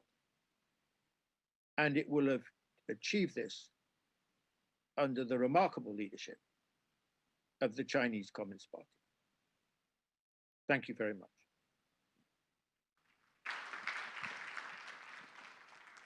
非常感谢马丁·雅克先生 ，Thank you very much, Mr. Jacques。那么下面有请全国人大常委会香港基本法委员会委员、香港大学法律学院教授陈弘毅先生发言。Now, may I invite Mr. Albert Chen Hongyi, member of the Hong Kong Basic Law Committee of the Standing Committee of the National People's Congress, and Professor, Faculty of Law, the University of Hong Kong, Mr. Chen.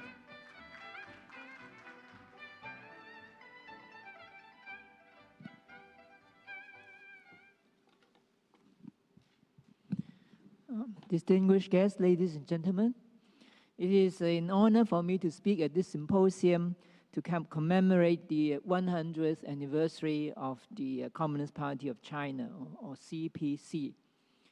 As a scholar of law, I would like to speak briefly on 2 law-related projects in the history of the party that are still ongoing today.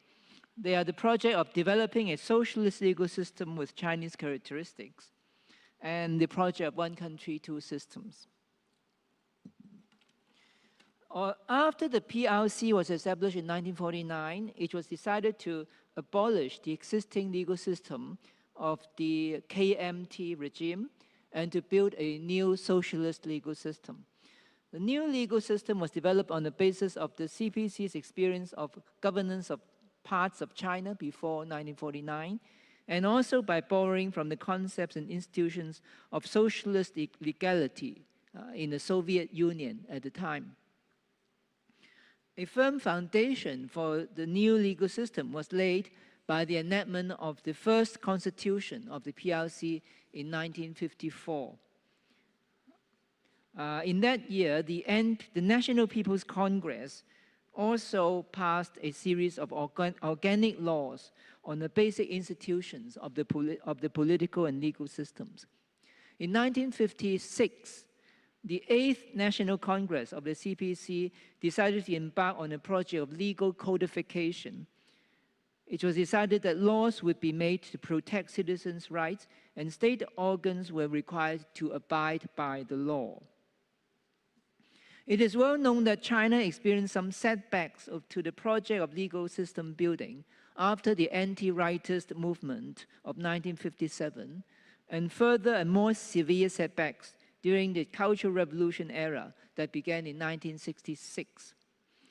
It is also well known that the historic turning point came in December 1978, when the third plenum of the 11th Central Committee of the CPC was held.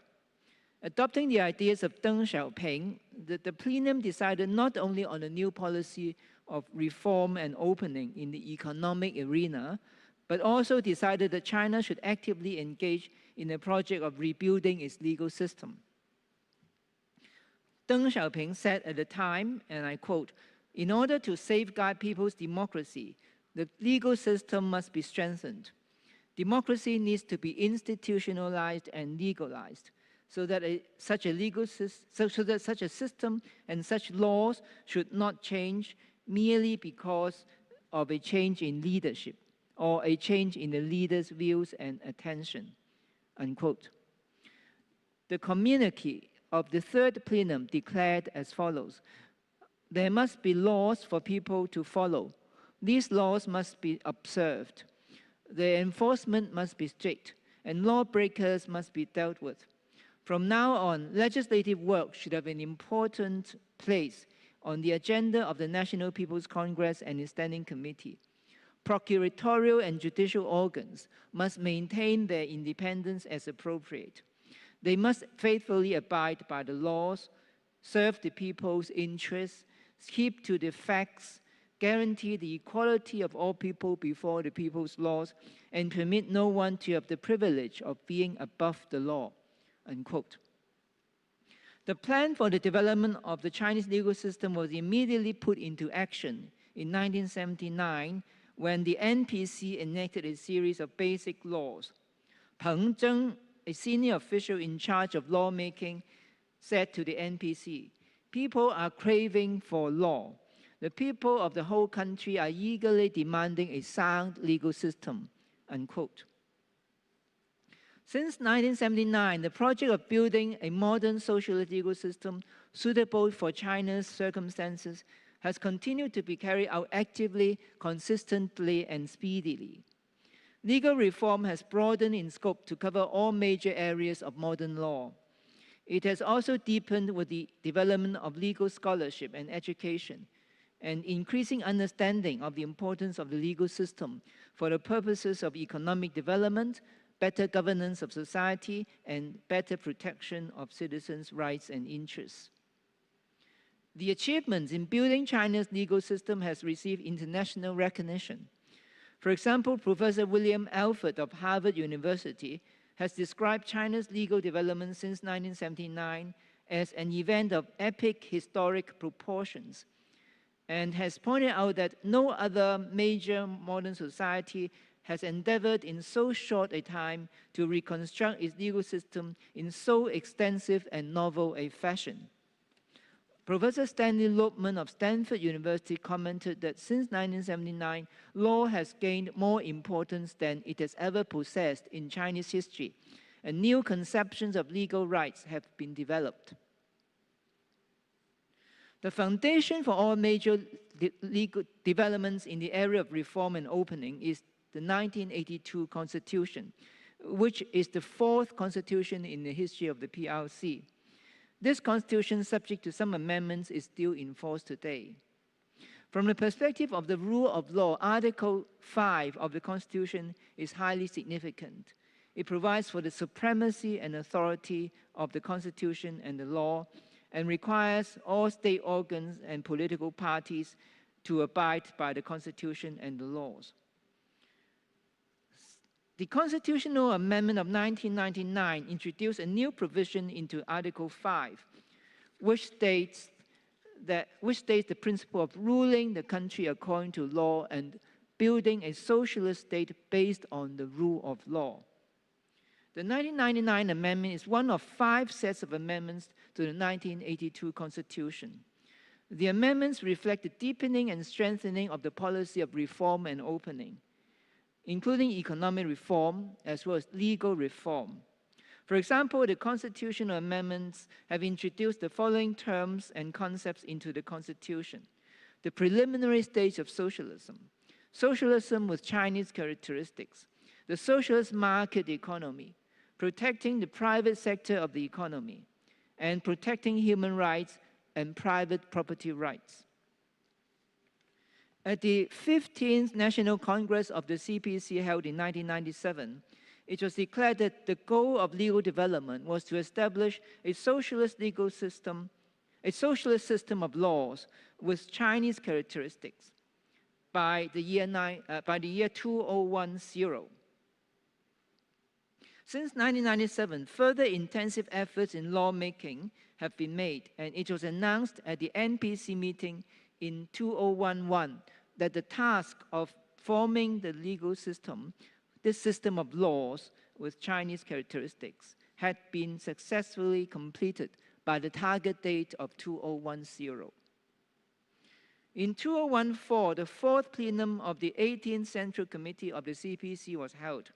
This was the first plenum of the Central Committee in the CPC's history that devoted itself entirely to the topic of legal development.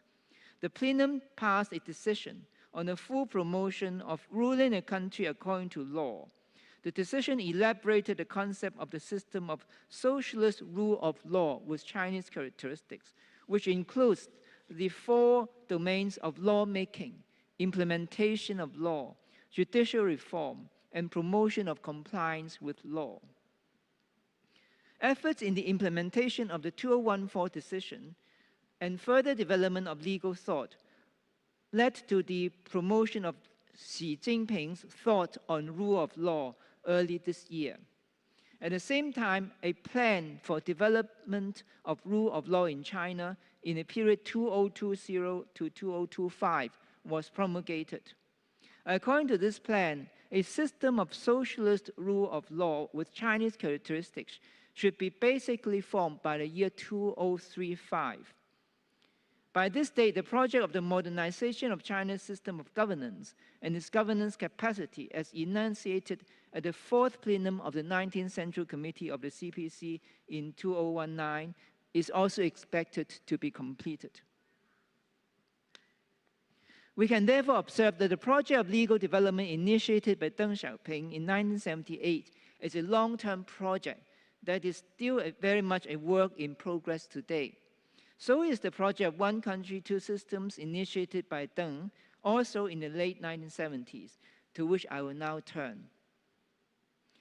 The idea of One Country, Two Systems was originally conceived for the purpose of the peaceful unification of mainland with Taiwan.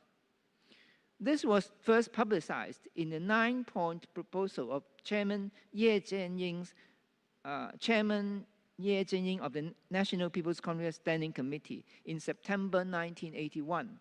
In January 1982, Deng Xiaoping used the term One Country, Two Systems for the first time, and he said that this was the essence of Ye Jianying's proposal. There was to be one China, but two systems, the socialist system on the mainland and the capitalist system in Taiwan. The new constitution enacted in December 1982 contains Article 31, which provides for the possible establishment of special administrative regions in China. The concepts of one country, two systems and special administrative regions were soon applied to resolve the question of Hong Kong's future, leading to the conclusion of the Sino-British Joint Declaration in September 1984. In a speech on the 31st of July 1984, Deng has expressed full confidence in one country, two systems. He also said that it can become a model for the international community in resolving problems left over by history. That is, a model for the peaceful settlement of international disputes. When Deng met with Mrs. Margaret Thatcher in Beijing on the 19th of December 1984, he pointed out that the 50-year guarantee for the Hong Kong Special Administrative Region was based on careful consideration of China's realities and developmental needs. He said that by the middle of the 21st century, China would reach the same level of economic development as other developed countries. In the meantime, he believed that allowing capitalism to exist in a relatively small area of China, while the main body of China would continue to practice socialism, is an arrangement which is not only conducive to the maintenance of stability and prosperity in Hong Kong, but can also contribute to economic development and modernization in the mainland. As in the case of China's legal development, the project of one country, two systems is still a work in progress today. It is noteworthy that one country, two systems has been emphasized as one of the 14 national policies to be insisted upon, according to Xi Jinping's thought on socialism with Chinese characteristics in the new age that was endorsed by the 19th National Congress of the CPC in 2017. Xi's vision is that socialist modernization will be realized by the year 2035. And by the year 2050, China would become, and I quote, a modernized and strong socialist state that is wealthy, democratic, highly civilized, harmonious, and beautiful, unquote. I'm sure we in the Hong Kong Special Administrative Region, under one country, two systems, can make an important contribution to this project of socialist modernization and the renaissance of the Chinese nation. Thank you.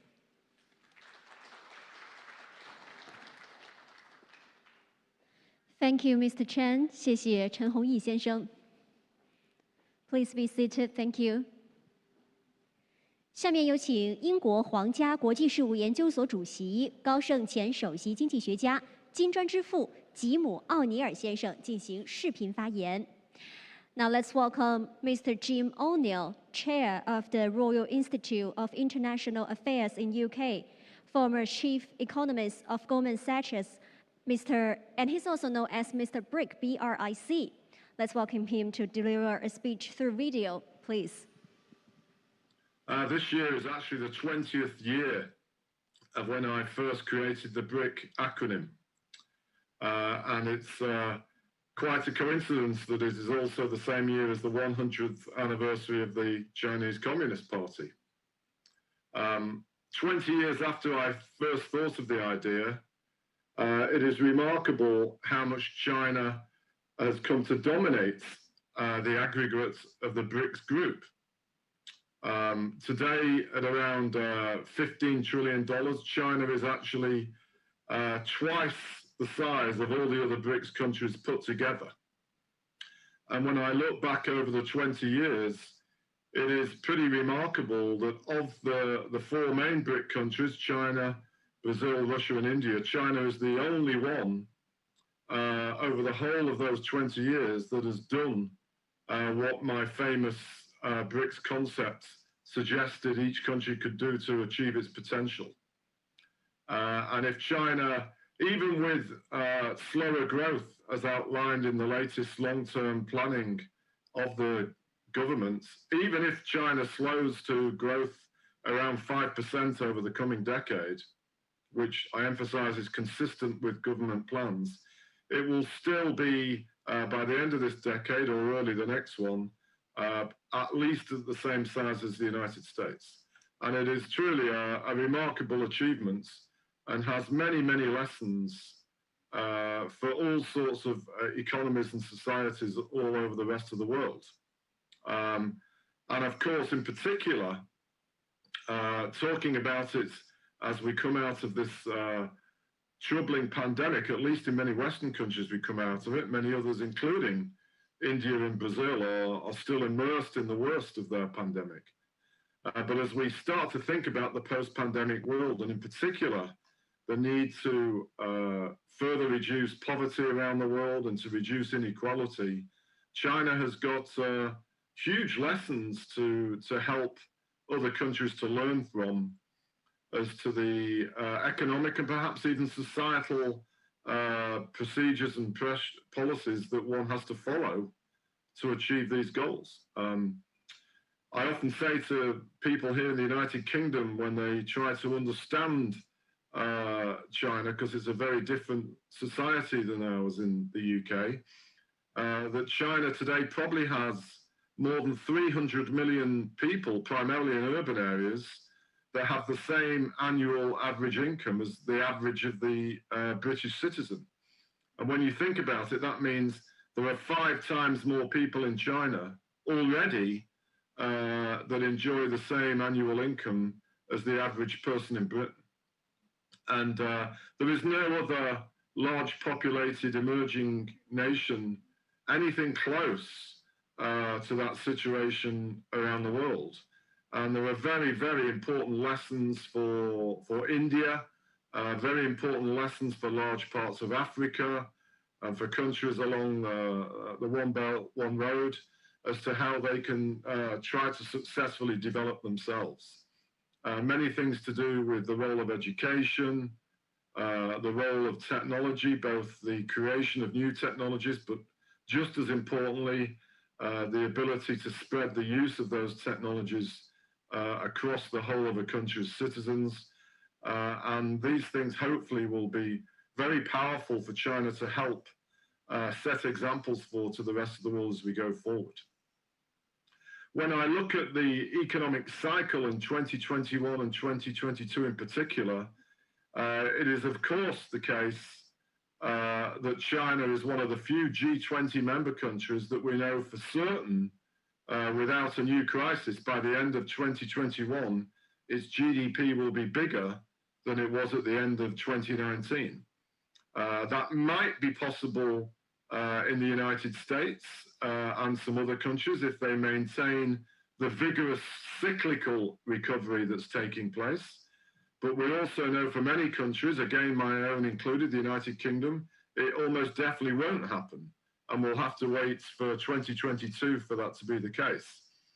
And the way that China has managed to deal with this, and in particular, the fact it's done so without having to undertake a massive fiscal policy stimulus, as it did in 2008, itself is quite a remarkable achievement. And then when one thinks about the longer term consequences about the costs of bringing our societies away from the pandemic, China is probably in a much better position in terms of its government fiscal accounts than many, many other Western economies. And it's going to be really important to see how all of that plays out. As was pointed out to me ahead of doing this interview, I had the pleasure of being a participant in the hugely important BOA Economic Forum in 2015 in Hainan. The first time I ever had the pleasure of going to that beautiful island, and it was a great experience. And it also happened to be the first time where President Xi unveiled his bold, exciting plans for One Belt, One Road. And I hope as we turn away from the pandemic and we try to move to a more unified world of coordinated thinking and policy making, there will be better ways of China trying to share with other countries about how to progress One Belt, One Road, or OBR as it's become known, for the benefit of China and many, many other countries, whether they are directly geographically located on that road or those more distant. Because if we all get this right, the win-win benefits in terms of global trade for everybody will be spectacular. So congratulations to everybody for organizing this event. One of these days I look forward post-pandemic of being able to travel to Hong Kong and to mainland China again. But in the meantime, let me wish you all the best for a very good event, and thank you. 谢谢奥尼尔先生 ，Thank you very much, Mr. O'Neill.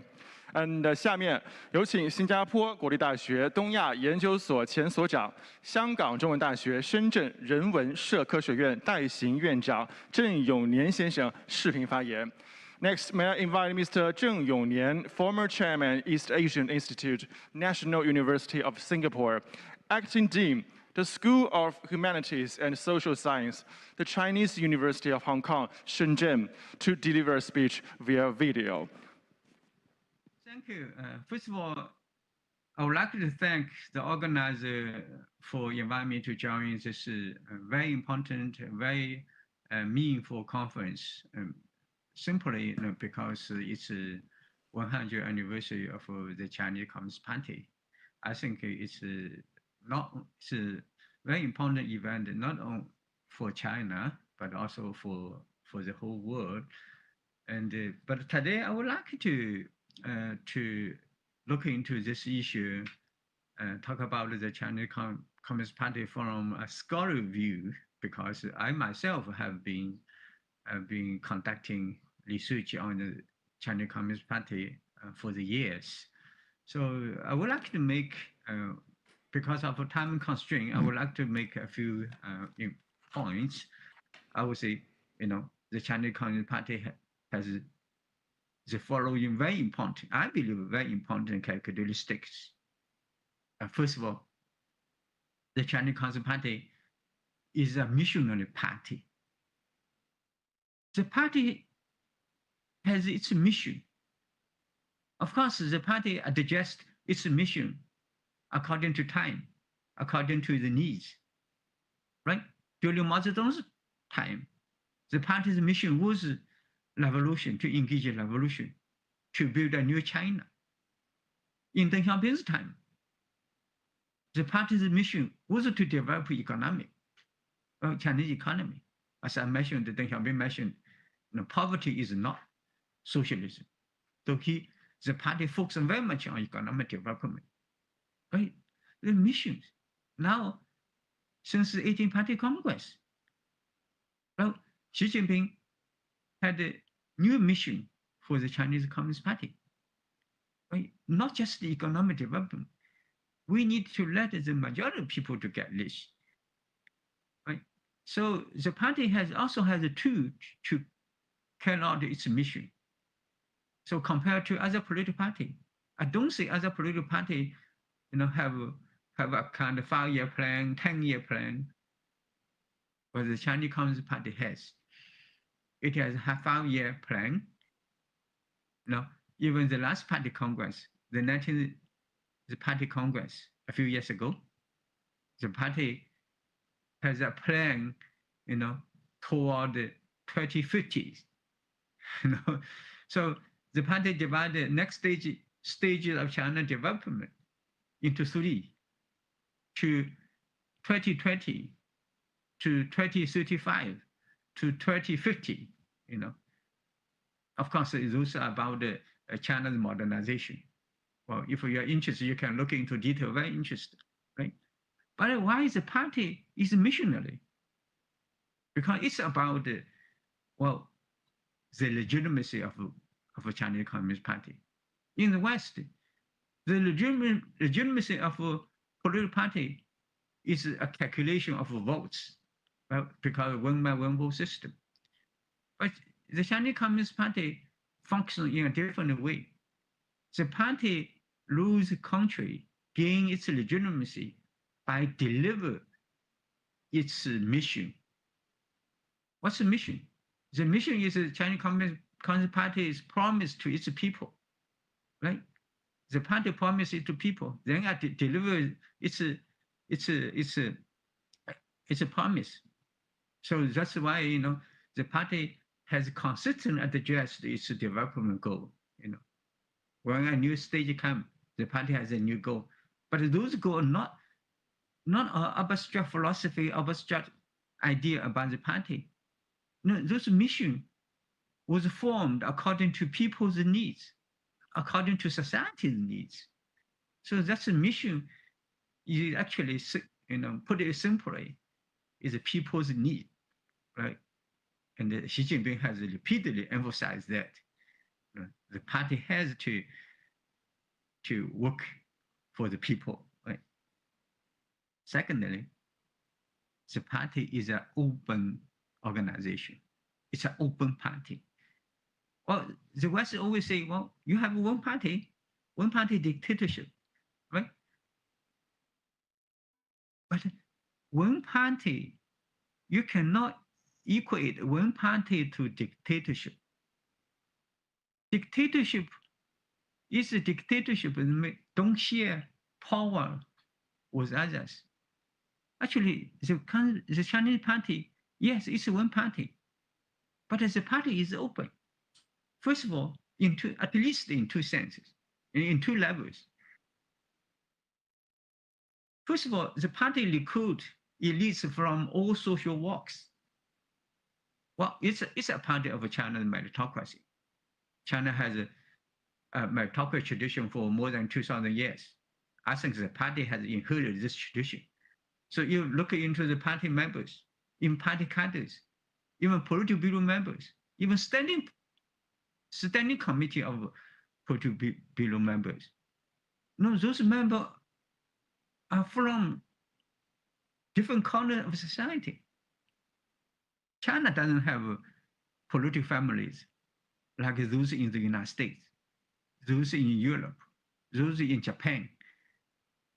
Well, the Chinese Communist Party is a mass party. It's a people's party. So if you have a wonderful, performance in different professions, different corners of society, then the party will recruit you.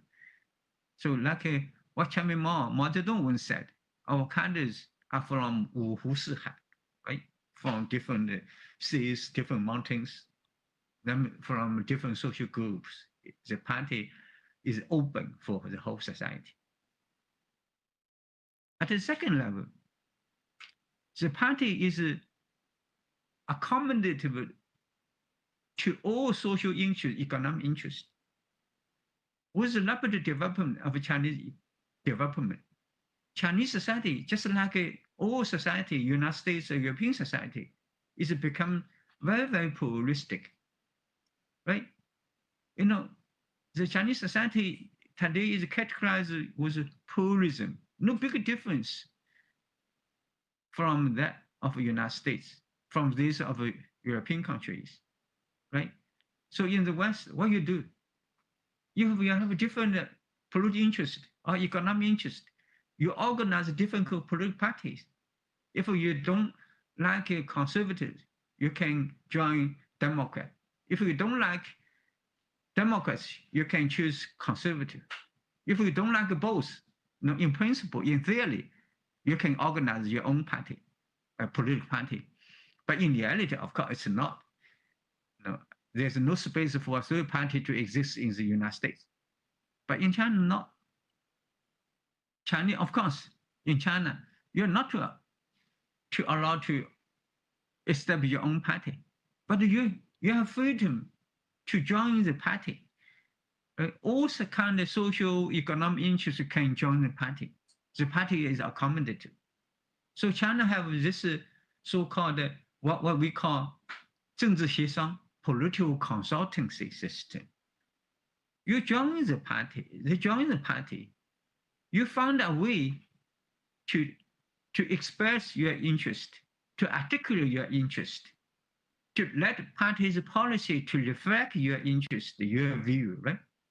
So I call the West system as external pluralism, right? You can do whatever you want. While Chinese system is internal pluralism. Yeah, we only have one political party, but it's open. You can choose. You can solve the problem within the party, not outside the party, right? So the party is very open. Otherwise, you are not going to explain, what's happening in China. Like according to China's institution, we have a mixed economy, mixed ownership, right? So you have to ask yourself, why is this mixed ownership system can exist in China without the party's accommodative approach, right, to different kind of social economic interests. Thirdly, the Chinese Communist Party is a party which emphasizes greatly on political participation. Political participation is important. Political participation, I believe, is the most important part of democracy, right? Well, in the West, the people understand democracy only in the sense, well, you can vote. But I think political participation can have different forms.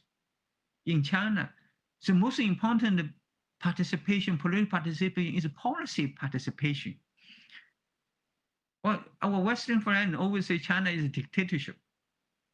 But if China was a dictatorship, then China everything was decided by Xi Jinping. But you looking into facts, Chinese policy, important policies, all important policies are subject to debate. Not only political debate among party members, but also among the social groups, among scholars, right? Now, last year China passed the civil code, very important law. Well, this is civil code, this law, how many years?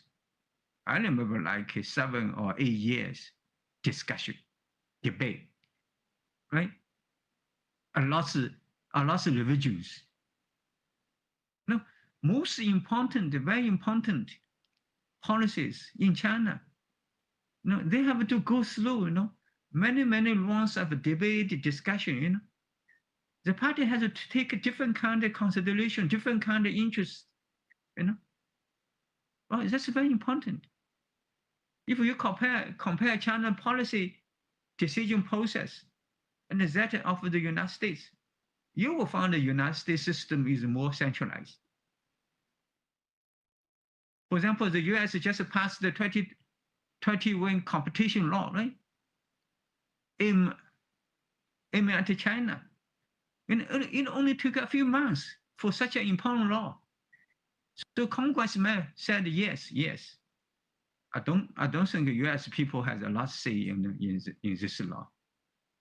US commercial groups have a lot to say in that law. So we have to look into China reality. No, I don't think, policy, if we look into details of decision-making policy, it's really the US system is much more centralized than China's system, right?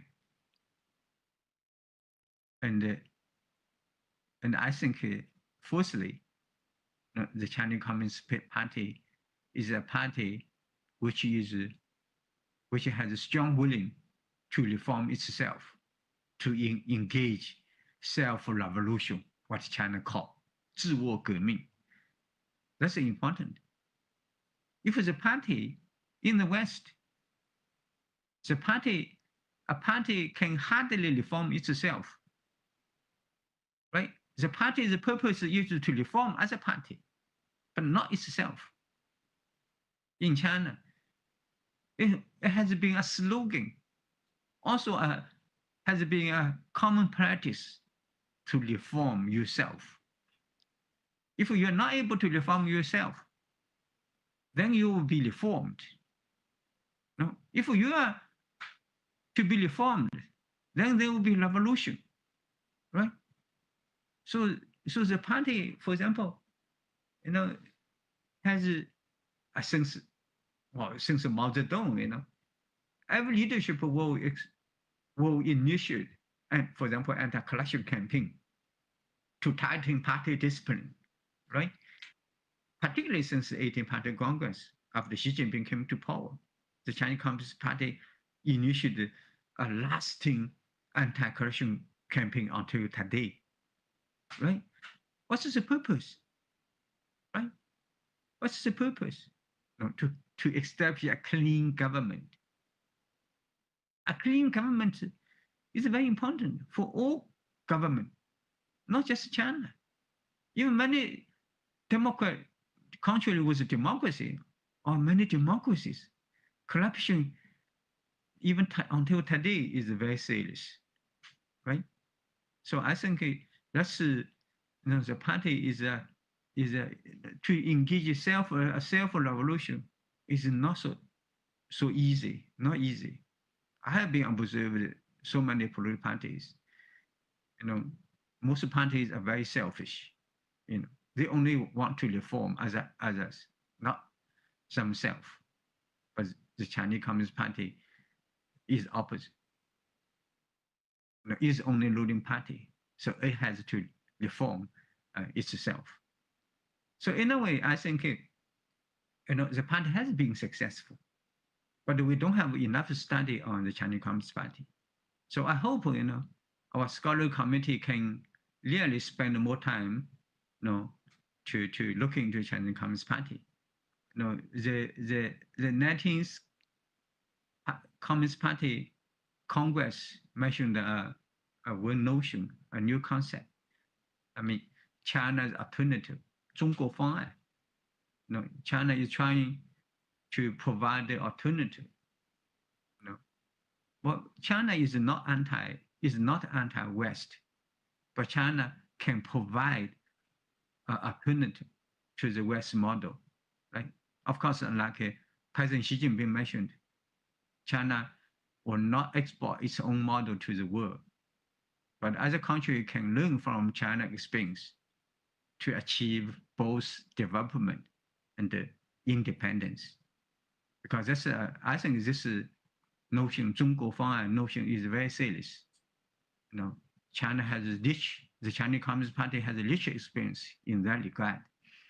I think that experience is relevant not only to China's future, but also to many developing countries, right? So I would say, the party really matters, not only from China, but for the whole world. Thank you. 谢谢郑永年先生。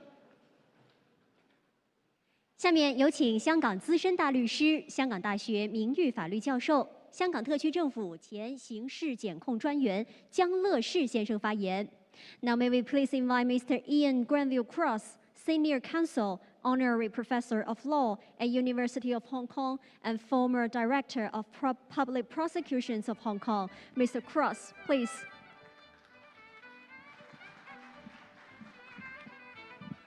Good afternoon, ladies and gentlemen. I'm honored to have been invited to speak on this historic occasion, and I thank the organizers for allowing me to share my thoughts on recent legal developments in China.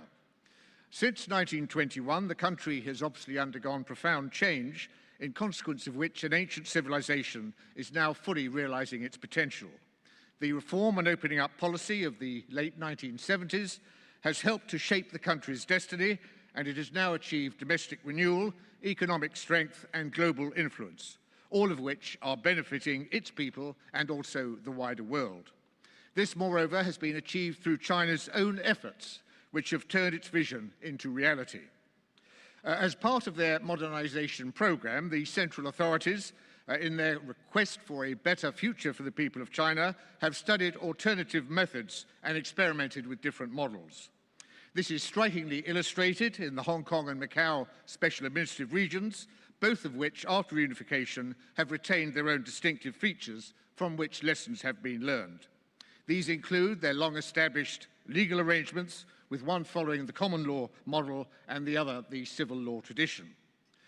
In the late 1980s, the paramount leader, Deng Xiaoping, famously declared that we must build a modern legal system for China.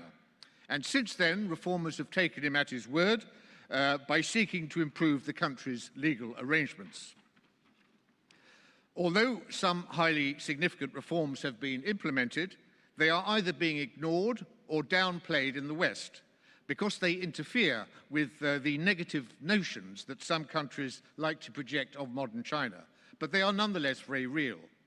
Major progress has been made, including judiciary reform, and this has helped to equip China for its worldwide responsibilities on the One Belt, One Road initiative and beyond.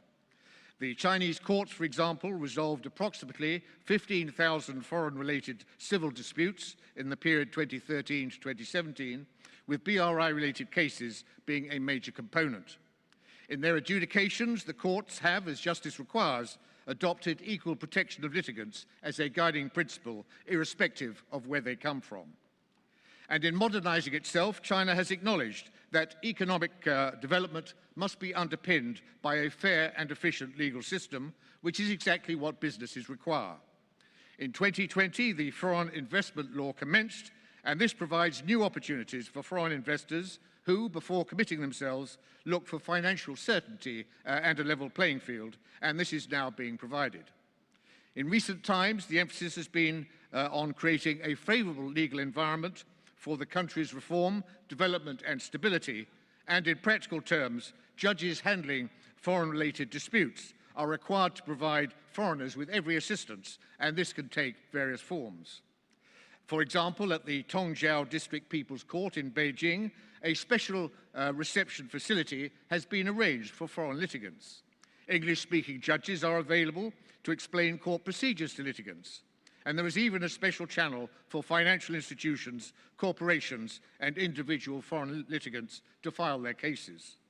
Judges handling foreign-related disputes are also required to expedite the cases and to ensure litigants have access to convenient legal services. Quite clearly, ladies and gentlemen, initiatives of this type will encourage more people, including foreigners, to invest and will also enhance the judiciary's global credibility.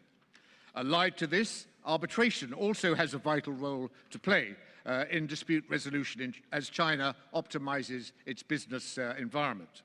There are, therefore, now 260 arbitration commissions with 60,000 staff, and they have handled 4 million arbitration cases involving 70 countries and regions. In 2019 alone, the arbitration commissions handled almost 487,000 international arbitration cases involving 759 billion yuan. At the same time, and in order to foster a better legal environment, the improvement of judicial services is also being prioritized, and this involves greater transparency. In March, the Supreme People's Court work report indicated that changes are being implemented to streamline court procedures and enhance judicial credibility. And this could pave the way for the world's first legal system integrated with artificial intelligence. The judiciary's operations are being transformed by technological initiatives, including the use of artificial intelligence and big data analytics. In this process, the Smart Court initiative is coming into its own, and this involves high-tech measures such as facilitating the filing of documents by court users, releasing court judgments online, algorithm analytics, and AI-assisted decision-making in courtrooms by working with technology companies. Indeed, the progress being made by the courts is actually mind-boggling and far surpasses the expectations of even just a few years ago.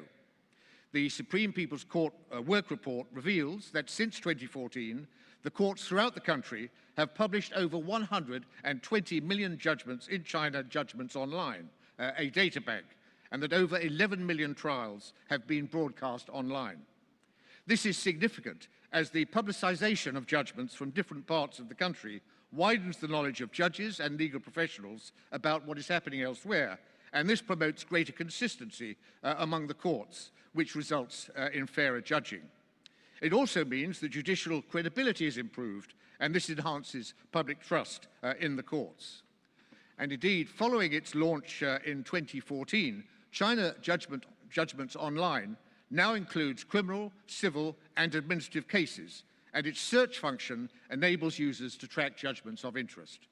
By March this year, the database, which hosts more than 117 million judgments, the majority of which are criminal cases, had been visited over 5.8 billion times.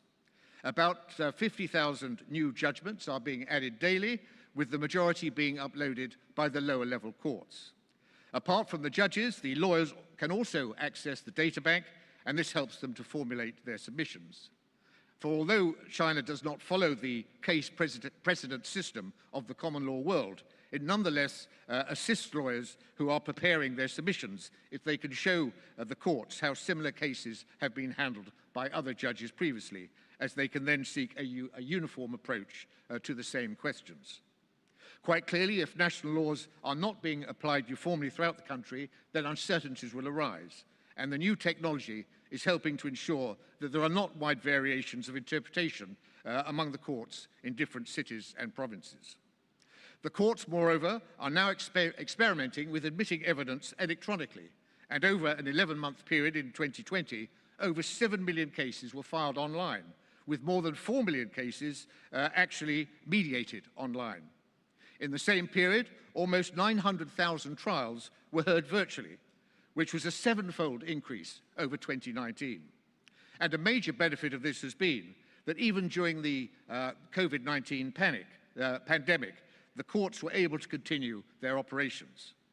And under China's 14th five-year plan, the country's courts will upgrade to the 4th generation of smart court by 2025, which will include not only a centralized database platform for all judicial data, but also a centralized central hub that oversees the implementation of the Smart Court initiative throughout the whole of the country. If, however, the courts are to function effectively and deliver justice, they must be staffed by people of the highest quality, and here there have been significant advances. Until quite recently, there was only limited legal training for judges at the lower levels, but this has now changed. Anyone who aspires to be a judge, or indeed a prosecutor or a lawyer, must, having obtained a law degree, pass the National Unified Legal Professional Examination, which is not easy, as well as a separate judge's examination, and this has raised judicial standards enormously. Many of the new generation of judges have also studied elsewhere, including in Hong Kong, and this has undoubtedly broadened their horizons and enhanced their credibility. And in my own area, which is criminal justice, the Supreme People's Court has, since 2018, prioritized two vital principles in criminal cases. These require, firstly, that there should be no punishment where doubt exists, and secondly, that illegally obtained evidence should not be used against a criminal suspect at trial. These principles are deeply embedded in the common law tradition followed in Hong Kong, and they reflect the notion that the conviction of a suspect is not an end in itself, and that the processes resulting in a conviction must also be fair. Whereas previously the emphasis in criminal trials was upon ascertaining if a confession was true, the emphasis is now upon whether it was voluntary. After the revised criminal procedure law was enacted in 2013, coerced confessions are no longer admissible in evidence against a suspect, even if true. In other words, illegally obtained evidence must be excluded, which reflects global fair trial guarantees. If, however, the judges are to exclude involuntary confessions, they need to know how they came into existence. And this is why the law enforcement agencies are now required to video record the confession-taking process, certainly in the more serious cases. This technique was pioneered here in Hong Kong by the Independent Commission Against Corruption, and it resulted in many more pleas of guilty and fewer acquittals. Given its success, it was then adopted by the Hong Kong police force, as well as by law enforcers in Macau. And the principle of legality, which is now accepted, requires that nobody is required to incriminate themselves, and before the courts can accept confessional evidence, prosecutors must first be able to demonstrate, whether by video records or otherwise, that it was made voluntarily. And another fascinating development I would mention is concerns the people's assessors, whose role is not dissimilar to that of jurors in criminal trials in Hong Kong. Although they were originally introduced in the 1950s to give the public a voice in the judicial process, the People's Assessors Law, enacted in 2018, gives them equal rights with judges in trials, unless the law provides otherwise. The object is to achieve judicial democracy, and although they normally sit on 3-person collegiate panels, they are also eligible, in graver cases, to participate in 7-person panels, usually comprising 3 judges and 4 assessors. Although assessors cannot vote on legal questions, they can still discuss them, but they vote jointly with the judges on factual issues which are decided by the principle of majority rule. And indeed, in 2019, 170,000 people's assessors were appointed, and this has greatly enhanced public participation in the judicial process. I feel sure, therefore, that Deng Xiaoping would have been elated to see the extent to which China has, as he hoped, set about building a modern legal system. He would, I believe, also have been heartened by the successful implementation of the one country, two systems policy for Hong Kong and Macau, of which he was the architect. Although the policy has been implemented in Macau without difficulty, there have been problems in Hong Kong, which are now being resolved by constitutional means and through the efforts of people of goodwill throughout the country. There were fanatics in Hong Kong, encouraged by hostile forces elsewhere, who were prepared to use the city's unique status not as a springboard for achieving greater things, but as a means of creating chaos and damaging the country as a whole. But they have now been thwarted. Since 1997, the Basic Law of the Hong Kong Special Administrative Region, which was enacted, of course, by the National People's Congress in 1990, has ensured that the common law system has not only survived in Hong Kong, but has gone from strength to strength. Both judicial and prosecutorial independence are constitutionally guaranteed, and convictions are only ever possible if prosecutors have established guilt beyond reasonable doubt. The principle of trial by jury is upheld, and judges are chosen on the basis of their judicial and professional qualities, and may, in a remarkable gesture, also be recruited from other common law jurisdictions. The Hong Kong Court of Final Appeal is vested with the power of final adjudication, and there are currently 14 overseas non-permanent judges sitting on it, coming from Australia, Canada, and the United Kingdom. The decision to enable Hong Kong to maintain close links with other common law jurisdictions was clearly prescient, and it has helped to maintain confidence in the legal system. There were, however, people who wanted the one country, two systems policy to fail, as they knew that this would weaken China. Since Hong Kong lacked its own national security laws, they launched their insurgency in 2019, which involved destruction, violence, and terrorist outrages. Opposition forces openly preached Hong Kong independence and self-determination, and they unashamedly align themselves with China's geopolitical rivals, even urging them to enact laws which would damage Hong Kong and the country. Once it became clear that the city's way of life was under real threat, the central authorities had no choice but to intervene. The National Security Law for Hong Kong was therefore enacted by the Standing Committee of the NPC on June the 30th, 2020, but it was done, ladies and gentlemen, in a way that was constitutional, minimalist, and respectful of Hong Kong's legal norms. It was constitutional, firstly, because the NPC was exercising the power conferred upon it by the Constitution itself, and secondly, because the Basic Law, Article 13, provides that the NPC Standing Committee can add additional laws to the Basic Laws Annex 3, if they relate to defence and foreign affairs or other matters outside of Hong Kong's autonomy.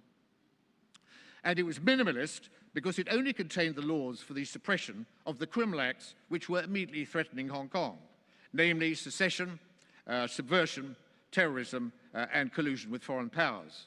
And the city, as the Basic Law, Article 23 stipulates, was entrusted to enact the remaining and not so urgently needed national security laws, including those for treason, sedition, and theft of state secrets.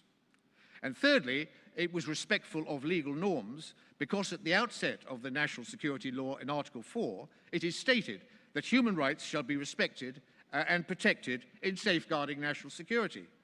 And these are specified as including freedom of speech, of the press, of publication, of association, of assembly, of procession, and of demonstration, which are rights that residents already enjoy under the Basic Law, the International Covenant on Civil and Political Rights, and the International Covenant on Economic, Social, and Cultural Rights. And in criminal justice terms, ladies and gentlemen, the National Security Law in Article 5 provides that, quote, the principle of the rule of law shall be adhered to, end of quote, in the conduct of criminal cases. This is achieved by ensuring that the protections enjoyed by criminal suspects are upheld, that the presumption of innocence is respected, that the right to a fair trial is guaranteed, that prosecutions are based on legal certainty, and that wherever possible, cases are handled in accordance with existing judicial procedures.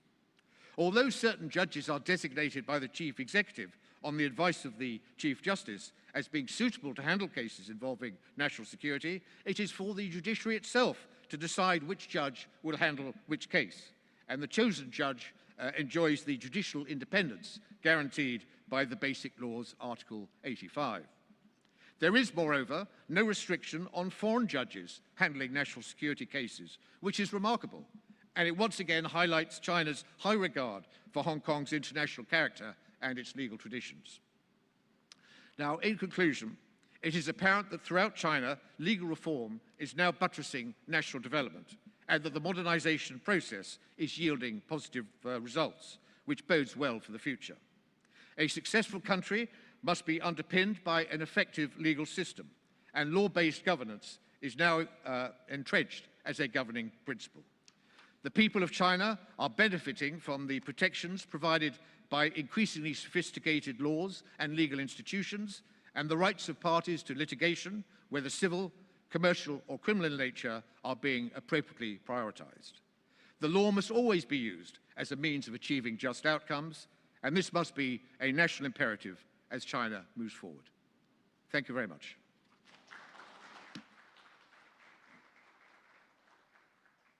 非常感谢江乐士先生发言。Thank you very much, Mr. Cross. 好的，最后呢，我们有请美国库恩基金会主席、中国改革友谊奖章获得者罗伯特·劳伦斯·库恩先生视频发言。And lastly, may we have Mr. Robert Lawrence Kuhn, Chairman, the Kuhn Foundation, U.S. He's also the recipient of China Reform Friendship Medal, who will deliver a speech through video. Please take a look. Distinguished guests, dear friends, good morning. Because my Chinese is not so good, I have to speak English. Maybe next time I can speak Chinese. Pleased to participate in this international symposium on the CPC's 100-year history. I have been coming to China for more than 30 years, telling China's story to the world. And although China has many achievements, none is as powerful as China's eradication of all extreme poverty. I have traveled across China, visiting over 100 cities with my long-term partner, Adam Zhu, for research and interviews, books and essays, television and documentaries. Yet as much as I thought I knew China, I did not appreciate all that is required for poverty alleviation until I visited poor villages, especially remote mountainous villages. I spoke with poor villagers, those who had come out of poverty through micro businesses, those who had relocated to suburban areas, and those who, ill or infirm, needed Social Security support. But going beyond the great good of poverty alleviation itself, understanding how the leadership of the Communist Party of China, the CPC, the party, enables the poverty alleviation campaign to fulfill its mission gives deep insight into the CPC's governance structure and its organizational capabilities. This is especially important at this time of heightened awareness of China's increasing role in global affairs and the increasing sensitivities to it.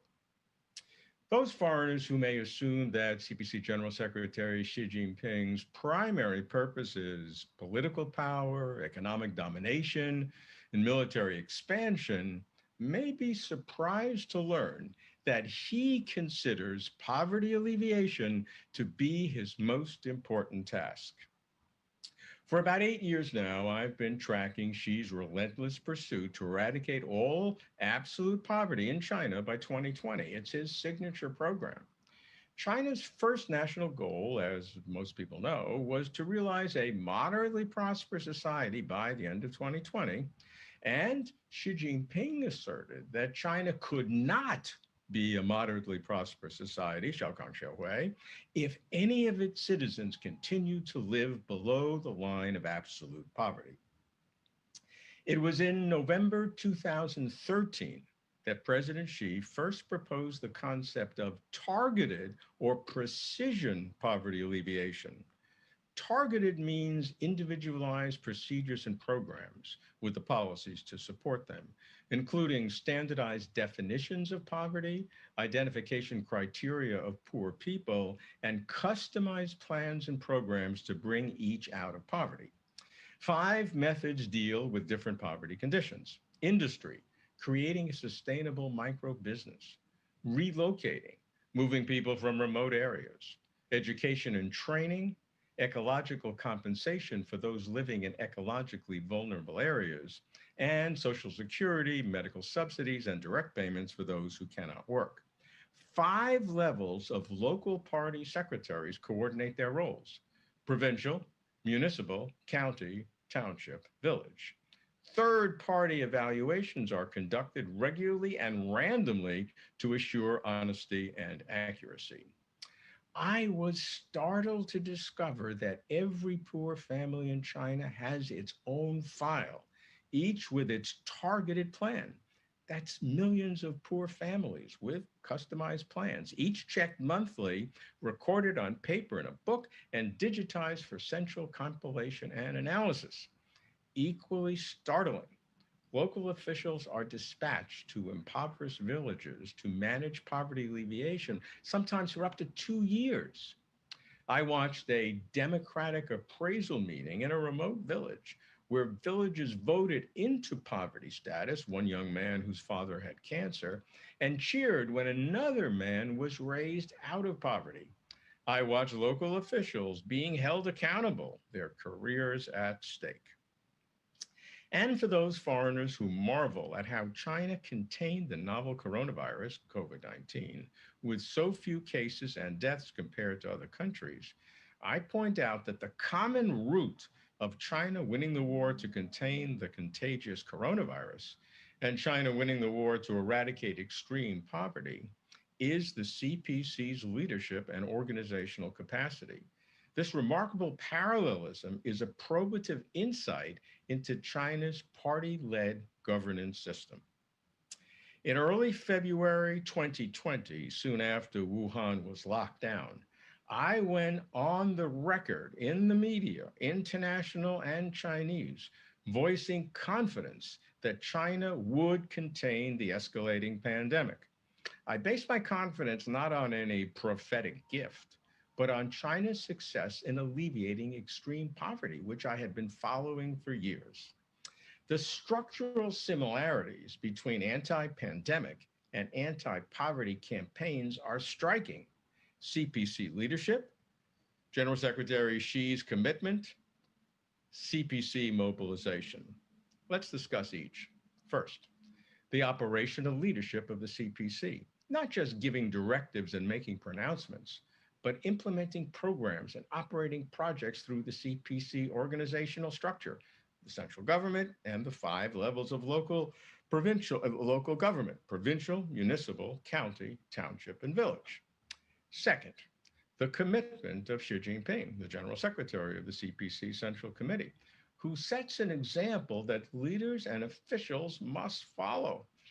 Almost everywhere Xi goes, he stresses poverty alleviation and encourages party officials to visit impoverished areas regularly and interact with poor people directly. Xi has made the remarkable statement, "I have spent more energy on poverty alleviation than on anything else." I know no other national leader who has made such an assertion. Similarly, during the pandemic, when Xi visited hospitals and spoke with frontline workers, the whole country got the message. Third, the mobilization capacity of the CPC, commanding the country's resources in personnel and materials. To contain the pandemic, China's mobilization was unprecedented in global health history, locking down Wuhan and neighboring cities, 60 million people or more, house-to-house temperature checks, the CPC's grid management system of social control, postponing the return to work after the Lunar New Year, break of hundreds of millions of travelers, recruiting major companies, state-owned enterprises, and the private sector for support and logistics, assigning sister relationships between strong provinces and hard-hit cities in Hubei province, a strategy long employed in poverty alleviation between eastern and western provinces and cities. Similarly, the success of China's targeted poverty alleviation campaign, bringing about 100 million people out of abject poverty since 2012, included the complete relocation of millions of poor farmers from remote mountainous villages to newly constructed urban and suburban residences. Nowhere else could such mega projects work like they worked in China. And the reason they worked is because the party system works for mega projects. Those who recognize China's unprecedented success in both pandemic control and poverty alleviation must also recognize its causal relationship to China's overall party leadership and a strong command-down party-led government. All political systems have trade-offs. And while achieving national objectives is indeed an advantage of China's party-led system, it is not the only criterion for evaluating systems. This is why continuing reform, opening up, and system improvement are needed. China's readiness to change and improve is a critical part of its governance system. In the poverty alleviation campaign, the government is committed to preventing fraud and corruption. With career stakes high and funding vast, cheating and stealing are no surprise. In 2017, the data is very interesting. Of the 122,100 cases of corruption in China, 48,700, more than 1/3, related to poverty alleviation work. Good for the government in releasing these unflattering statistics. China will not allow falsifying data or misappropriating funds to undermine its poverty alleviation goals. President Xi rightly celebrates the success of China's poverty alleviation campaign, but he is also determined that China reduce relative poverty and close the wealth gap. This must be China's long-term commitment, and he allows no delay in making the transition. It is a historic transition from China's successful targeted poverty alleviation campaign to China's new rural vitalization strategy, which will enhance rural standards of living as part of China's long-range vision to the year 2035. Continuing to improve is the same guiding principle that then Zhejiang Party Secretary Xi Jinping told me personally in 2006. It is fair to say that we have achieved successes, Xi said then in 2006. Nevertheless, we should have a cautious appraisal of our accomplishments. We should never overestimate our accomplishments or indulge ourselves in our achievements, Xi stressed to me. He called for China to aspire to our next higher goal and to appreciate the gap between where we are and where we have to go. He described this again in 2006 as a persistent and unremitting process. No difference today. As it is for poverty alleviation, so it is for containing epidemics. China says it will improve its system of information collection and feedback, error correction, and decision-making. The government states it will learn lessons from the outbreak, which will enhance its capacity for governance. Self-correction, the party says, is its hallmark. Over the years, I have given thought as to what brought about China's developmental miracle, and I'll ask you to consider 11 principles. There are others and different ways to phrase it, but these are the 11 that I have seen over the years. Number one, a people who work long and hard to improve the lives of their families and the destiny of their country. Two, the prioritization of economic and social development over ideological rigidity. Three, a one-party leadership system, what is called by China the multi-party cooperation and political consultation under the leadership of the CPC. So this one-party leadership system enforces political stability and media control and encourages economic development and social enhancement. Four, a one-party leadership system that is structured in hierarchical administrative levels, as we've seen, provincial, municipal, county, township, and village.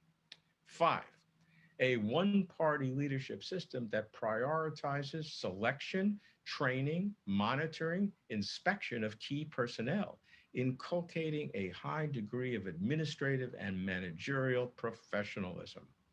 Six, a one-party leadership system that solicits and pays attention to expert opinion, whether in the party or not, as exemplified by the increasing social power of the Chinese People's Political Consultative Conference. Seven, a one-party leadership system that solicits and pays attention to public opinion, checking polls in a scientific manner to see what people really think. Eight, the setting of long-term goals, midterm objectives, and short-term policies that are monitored and modified continuously. Policies that need long-term commitment have long-term commitment. Number 9, a way of thinking that experiments and tests before implementing and rolling out, like the original special economic zones and the pilot free trade zones originally in Shanghai, now across the country, such as Hainan province. 10, a one-party leadership system that provides checks and balances via anti-corruption institutions. And finally, number 11, a one-party leadership system that is willing to admit and correct errors.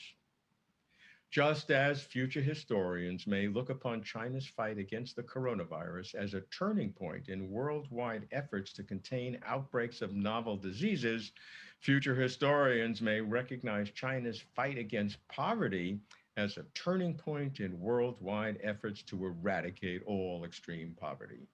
History may well thank China for pioneering how to deal with virulent contagions in a globalized world, just as it may well thank China for showing the way how to bring so many people out of extreme poverty. I extend my best wishes for the success of this important conference on the CPC's 100-year history. 谢谢你们。谢谢，让我们再次以热烈掌声感谢以上的发言嘉宾，谢谢他们。Once again, ladies and gentlemen, please give a round of applause to all the excellent keynote speakers.